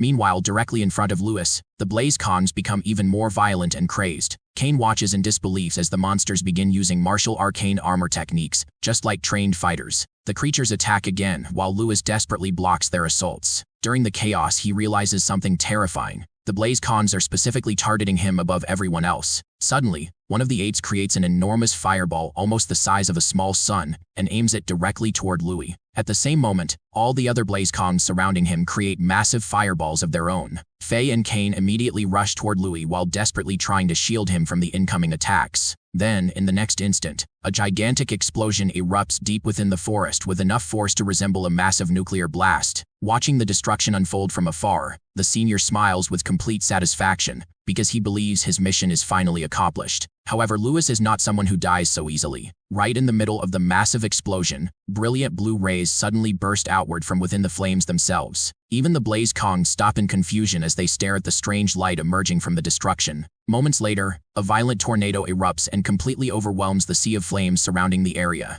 Faye and Kane immediately recognize that blue energy, and both of them realize at once that Lewis somehow survives one of the most devastating attacks ever unleashed against freshman students. Not only does he survive it, but he emerges from it in an even more terrifying state than before. Faye points out in disbelief that controlling mana over such a vast area purely through force of will is something that only masters or individuals above that level should be capable of doing. Kane finally understands that Lewis has been hiding his true strength all this time. Meanwhile, Lewis himself thinks about the strain spreading through his body. By accelerating the circulation of mana throughout himself, he temporarily forces his body into achieving mana control comparable to a master. However, the pressure and pain tearing through his body are becoming unbearable, and he knows he will reach his limit very soon. Because of that, he realizes that he has to end the battle as quickly as possible. With that thought in mind, he activates his breathing technique alongside his ice abilities and summons a massive tsunami of water around himself. The enormous waves surge outward and completely engulf the Blaze Kongs, forcing the monsters into confusion and panic. In the very next moment, the water instantly transforms into countless sharp icicles. Louis steps forward once, and the frozen battlefield allows him to accelerate his movements to terrifying speeds. He rushes toward one of the apes and strikes it with enough force to send it flying violently through the air. Another Blaze Kong attacks him immediately afterward, but Lewis effortlessly defends himself by using his axiom acceleration technique before counterattacking two different apes at the same time. His speed becomes so overwhelming that the monsters can no longer track his movements properly. One moment he appears beside them, and the next instant he vanishes before striking somewhere else entirely. However, Louis is not merely attacking blindly. As he moves across the battlefield, he secretly creates an enormous 8-trigram pattern beneath the ground itself. At every point of the formation stands one of the Blaze Kongs trapped in position. Using his ice abilities, Louis locks every single monster into place simultaneously. Afterward, he rises high into the air and unleashes a relentless barrage of palm strikes that force all the trapped monsters deeper into the frozen formation. The ice seals them together in such a way that escape becomes impossible. Once the entire structure is complete, Louis lands on the ground and silently stares at what he creates. Suddenly, cracks spread across the massive frozen prison. Seconds later, the entire structure shatters apart, and every Blaze Kong trapped inside breaks into countless pieces like a shattered construction set collapsing into fragments. Watching this from afar, the hidden senior realizes with rage that there is no mistake anymore. Once again, Louis survives and wins against impossible odds. Meanwhile, Kane and Faye stare at the battlefield in total amazement, because Louis annihilates an entire pack of Blaze Kongs almost instantly. As the battle finally ends, Louis suddenly notices something strange. Wind and water mana both begin responding to him more naturally than before, almost as if they are becoming easier for him to control. When he finally drops back onto the ground, Kane congratulates him and admits that he never imagines ice attribute techniques could possess such terrifying power. Faye immediately interrupts both of them and tells them to stop acting like love-struck idiots because they still need to escape before another ambush happens. Louis quickly agrees and realizes that now is the perfect time to retreat since the teachers finally decide to intervene directly. Not far away, the senior secretly watches reinforcements arriving and realizes that continuing his plan is impossible now. Thinking quickly, he punches himself in the chest hard enough to injure himself before collapsing onto the ground, so he can appear to be another helpless victim of the attack. Soon afterward, the principal himself arrives at the scene and orders every teacher to focus on protecting the students while eliminating the monsters. The entire group feels stunned seeing the principal appear personally on the battlefield. The principal immediately approaches Louis and his group and asks whether they are safe. Kane quickly explains that they survive entirely because of Louis. Faye adds that Louis defeats several masterclass Blaze comms completely on his own, and admits that without him, they likely would have all died. Hearing this leaves even the principal visibly puzzled because defeating monsters of that level alone is an incredible accomplishment. However, Louis tells him that something about the entire incident feels deeply wrong. He then shows the principal a frozen fragment from one of the Blaze comms trapped in ice. After examining it, the principal immediately tells Louis and the others to return to the academy, while he personally handles the rest of the situation. Later on, Louis visits the academy market and enters one of the shops. The shopkeeper tells him that after everything that happens during the mission, he accumulates a huge number of points and academy credits. However, she also looks confused because despite earning so much, he is still purchasing large amounts of mental recovery potions. She warns him that overusing such potions could seriously damage his body.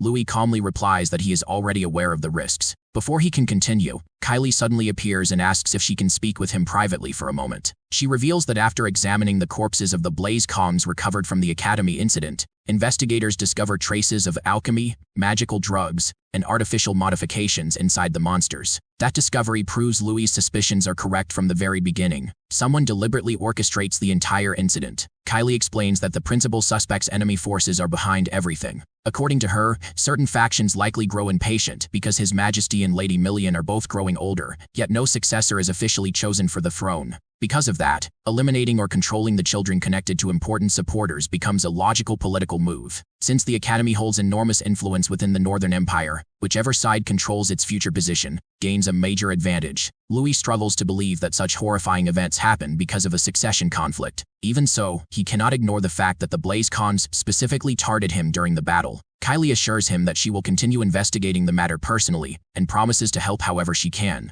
Before leaving, she tells him that he must continue growing stronger because the principal clearly has high expectations for him. After she leaves, Louis stares silently at the potion in his hand and realizes once again that he truly does need to become stronger. Without hesitation, he drinks the entire potion in one gulp and quietly mutters to himself that this path is exactly what he always wants. Afterward, he begins thinking about his friends and the dangers now surrounding all of them. Elsewhere, the senior responsible for the attack reports directly to his father about the modified monsters. He explains that the experiment successfully confirms increased combat abilities within the designated range. However, the results still fall short of expectations, because although many of the modified monsters destroy themselves after death, several corpses are still recovered by the Academy. If the principal fully uncovers the truth, they could face enormous trouble. Despite that concern, the mastermind behind the operation remains calm. He explains that the experimental subjects originally come from the Baotan Empire, so even if the principal learns something, there is little he can actually prove. More importantly,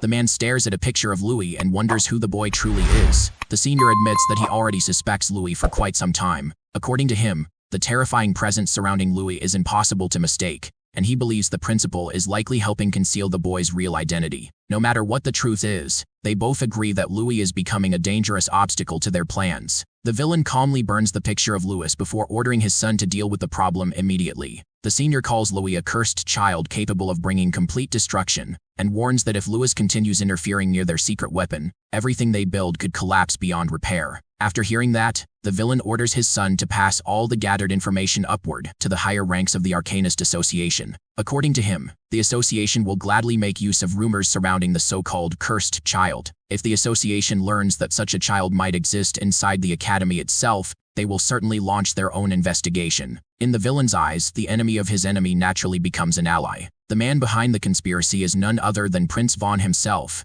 the Duke who leads the noble faction, and also Brian's father. Soon afterward, Louis heads toward the training grounds where he continues practicing his meditation techniques. Even while keeping his eyes completely closed, he remains fully aware of everything happening around him. Kane suddenly attacks him from behind, hoping to catch him off guard, but Louis instantly senses the movement and blocks the attack without difficulty. Not only does he defend himself perfectly, but he also counters Kane's desperate strikes with attacks of his own. In the middle of the exchange, another burst of power suddenly rushes directly toward Louis. This time the attack comes from the infamous Faye, who never knows how to hold back during a fight even when she is only sparring with friends in training. She throws herself into combat with complete intensity as always. However, just as before, Louis calmly reacts the moment the attack approaches him. An ice shield instantly appears right in front of him and blocks the incoming strike. The rest of the group watches closely, convinced that they finally corner him and land a decisive blow. They think Louis must have missed something this time. Miliana, however, quickly realizes that Louis already sees through the entire setup.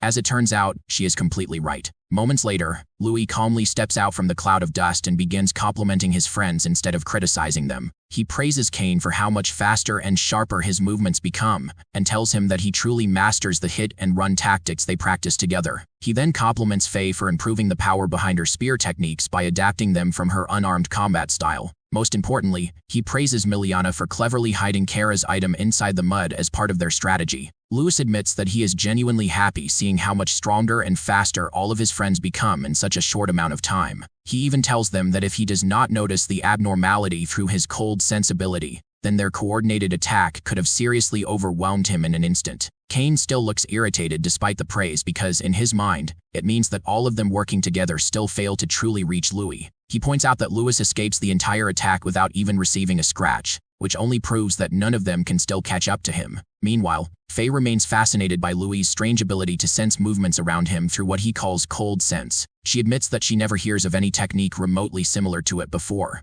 Louis explains that the technique relies on the circulation of mind and mana together, and he tells her that he is still researching and refining it himself. Even so, he promises that once she understands the proper principles behind it, he will teach her how to use it in future training sessions. While the group talks, Miliana hands Louis a recovery potion, and at the same time Faye suddenly tries to sneak in another punch toward him. Once again, she completely fails to land the hit. Miliana watches this and comments that sometimes Louis feels almost abnormal, like someone who does not truly belong to this world. The moment she says that, Louis nearly spits out his potion in shock. Nervousness flashes across his face as he quickly asks why she would say something like that while wiping the potion from his mouth. Miliana explains that it is because Louis openly shares his knowledge and techniques with others so freely. In this world, most people guard such information carefully within their own families instead of teaching it to outsiders. Because of that, she jokes that Louis must learn these ideas and values from another life entirely. Hearing that makes Louis scratch the back of his head awkwardly. He laughs a little and says that maybe it is simply because he grows up as a commoner and therefore has a different upbringing from nobles. He explains that everyone in their group constantly teaches each other new things anyway,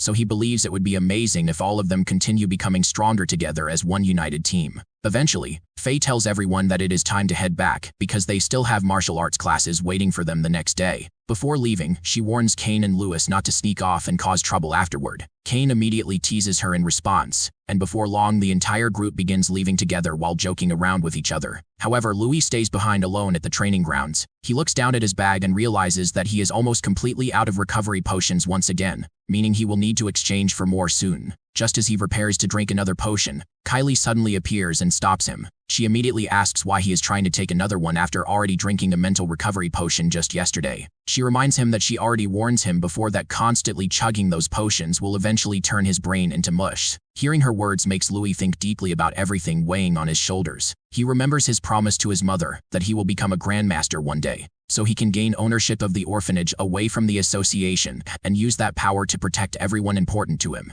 Now that he realizes powerful enemies are beginning to target him directly, he becomes even more convinced that he absolutely must grow stronger no matter what. He quietly insists that he is careful enough not to overdo things and says that he will be fine. In his mind, these potions allow him to double the amount of training he can endure, and unlike others, he does not have the luxury of taking things slowly. Kylie looks at him seriously and asks whether he is truly certain about that. Right after Louis regains some energy from the potion, Kylie suddenly stiffens inside her armor because she senses an unusually powerful aura surging around him. Louis becomes confused by her reaction and asks whether he accidentally does something strange earlier, because for some reason his mana suddenly begins flowing through his body far more smoothly than before. Kylie struggles to respond because even she does not fully understand what she senses. Just as she is about to say something, she notices the large number of empty potion bottles scattered nearby. Instantly, irritation flashes across her face as she realizes that Louis drinks all of them by himself. Embarrassment appears on Louis's face while Kylie angrily explains that she checks the exchange records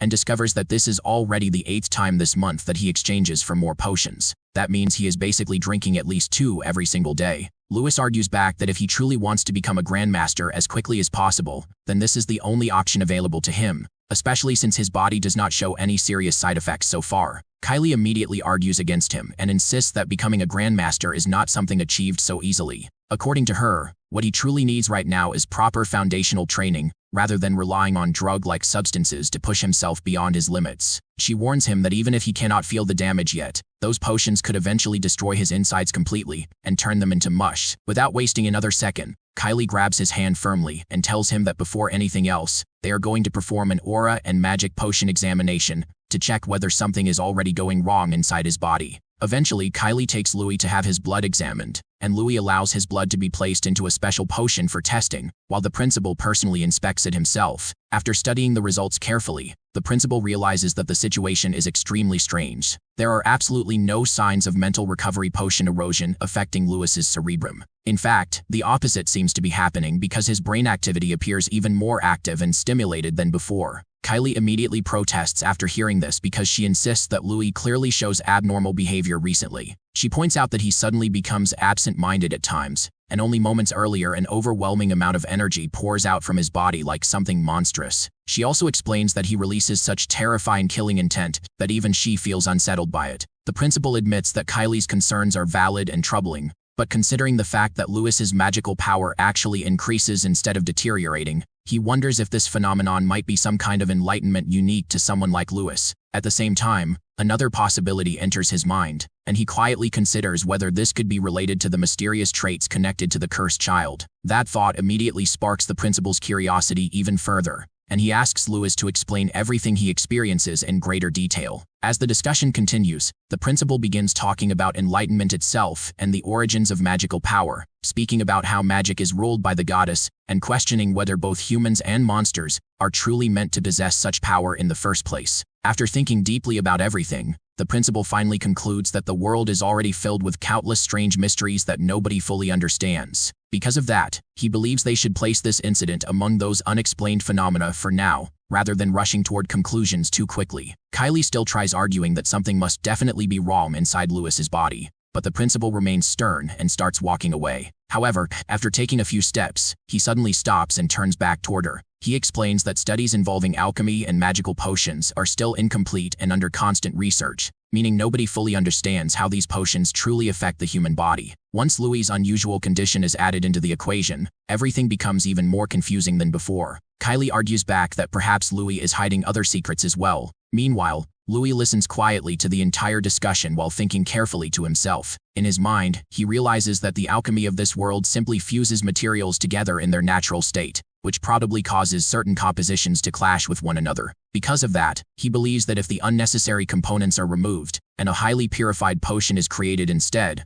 then it should become possible to identify exactly which ingredient is causing harmful side effects. The next day, the principal gathers Kylie and Louis together again. Louis feels excited because the principal manages to gather so many materials and supplies for him within such a short amount of time. Kylie looks around at all the bottles and ingredients collected there and asks what exactly Louis plans to do with all of them. Because the principal normally never handles potion making in such a strange way, Louis simply tells her to wait patiently because she will understand everything soon enough. Without wasting any time, he immediately begins working. After spending a long while experimenting and refining the materials, he finally creates 3 separate potions and proudly declares the process a success. The principal stares at the results in complete disbelief because he realizes that Louis successfully extracts every individual component contained within the original potion mixtures. At that moment, the principal becomes convinced that Louis truly possesses a divine-level talent. Excitement fills his voice as he asks Louis whether he would ever consider seriously studying magical potions under someone like him. He tells Louis that with talent of this level, he could someday become a leading authority in potion studies,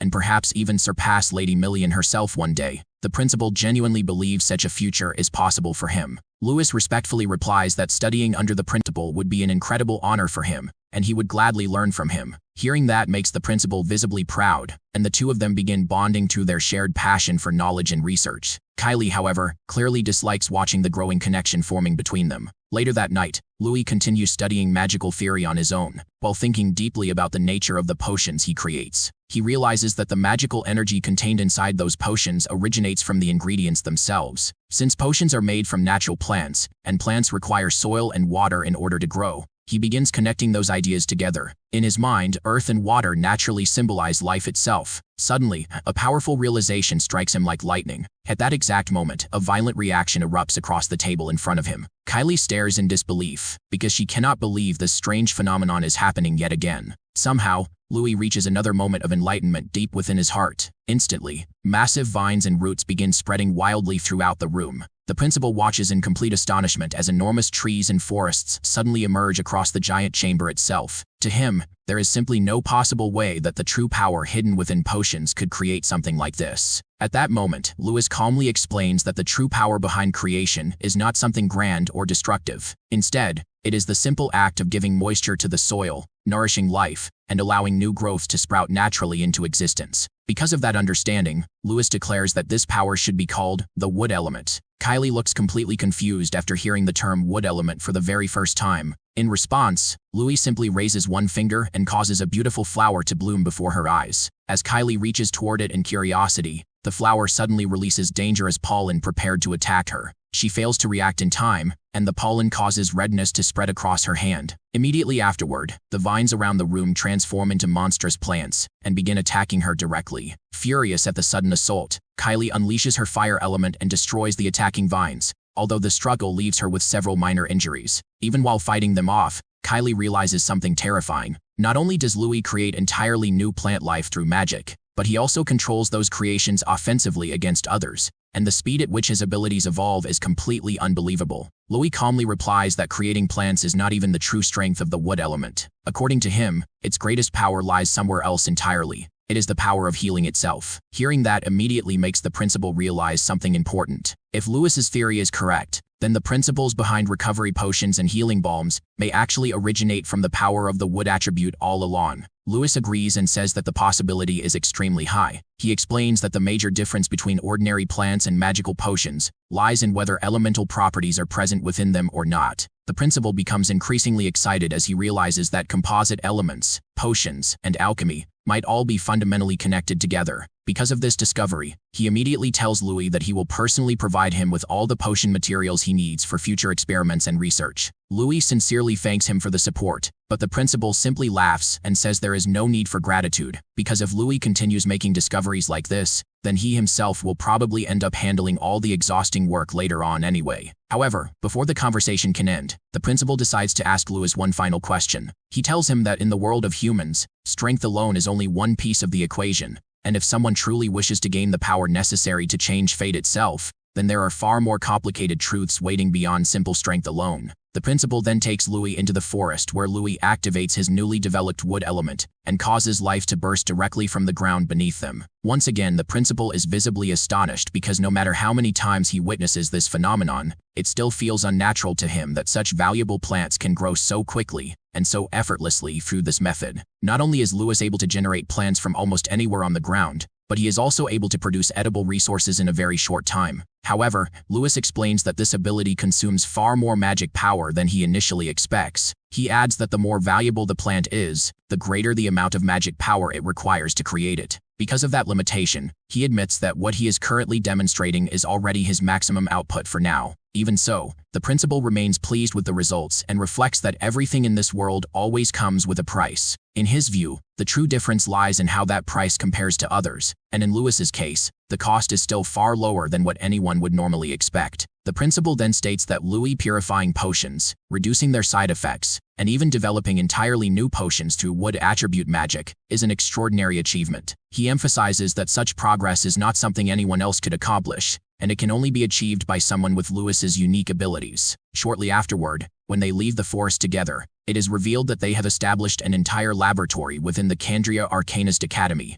located inside an underground cave system. Within this hidden facility, they create special recovery potions, mana restoration potions, body enhancement potions, and mental recovery potions as part of their ongoing experiments. The principal then picks up one of the newly created potions and decides that it is time to test its side effects directly. He remarks that if Louis truly wishes to grow stronger quickly, then fighting strong opponents is the best form of training available. Because of that, he suggests testing the potions through combat between them. This idea immediately excites Louis, who sees it as the perfect opportunity. Without hesitation, he tells the principal not to hold back at all. He drinks the potion and immediately prepares to fight against the principal himself. A battle soon breaks out between them, and as it unfolds, Kylie watches everything with a stunned expression. She silently thinks that Louis is truly a monster in his own way. Even if he is not necessarily evil or dangerous in intent, his nature is undeniably monstrous in terms of raw capability and growth. Later on, Louis returns to his room and takes a shower while reflecting on the previous fight. He realizes that the principal did not hold back even slightly during their confrontation. In fact, if he had not developed the new potions beforehand, he would likely have been bedridden for an entire month due to the damage sustained.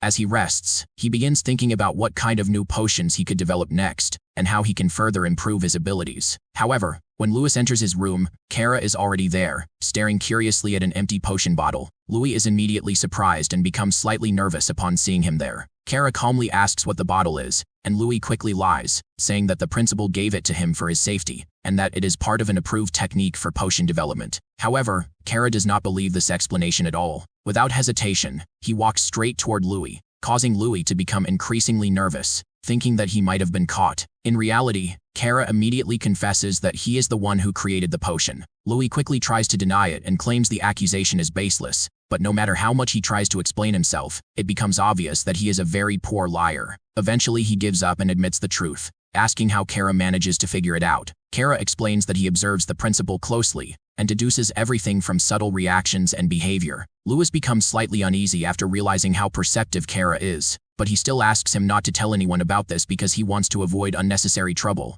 At that moment, Kara takes out a written contract and presents it to him. When Louis reads through it, he realizes that the terms are actually quite favorable. The agreement allows the potions to be diluted before distribution, which helps avoid drawing attention. Kara then places the potion inside a container and explains that Louis must allow the trading company to handle distribution in order to keep his identity hidden. In return, Louis will also receive profit from the arrangement, making it a mutually beneficial deal. After carefully reading everything, Louis realizes that with Kara's support, he can obtain both resources and protection while continuing his research freely. He agrees that the offer is good, but insists on two conditions. First, the potion effects must be weakened before selling to prevent unnecessary complications. Second, the trading company must contribute support to the orphanage where he grew up. Kara immediately accepts both conditions, writes them directly into the contract, and hands it back to Louis. They both sign it, formally sealing their agreement and forming a new partnership. As Louis leaves, he mentions that he will prepare more potions the next day and should rest early. Kara watches him leave before returning to his own dorm room.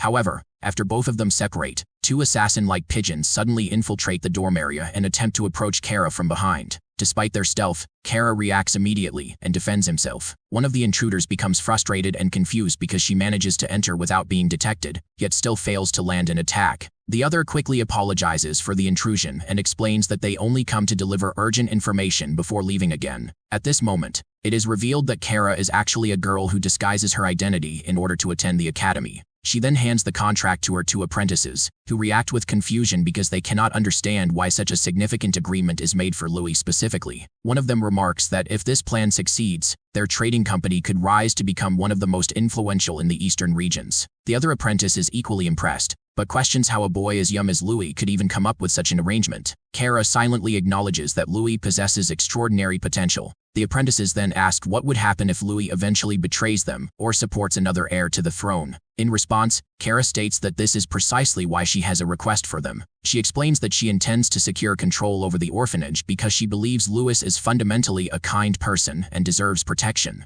After giving her orders, she dismisses both apprentices, who transform back into pigeons and fly away. Kara then looks up at the moon, thinking about how the midterm period is approaching soon. She realizes that they must accelerate their plans, because at this stage, all she truly hopes for is that Louis will eventually reveal his true identity to the heir to the throne.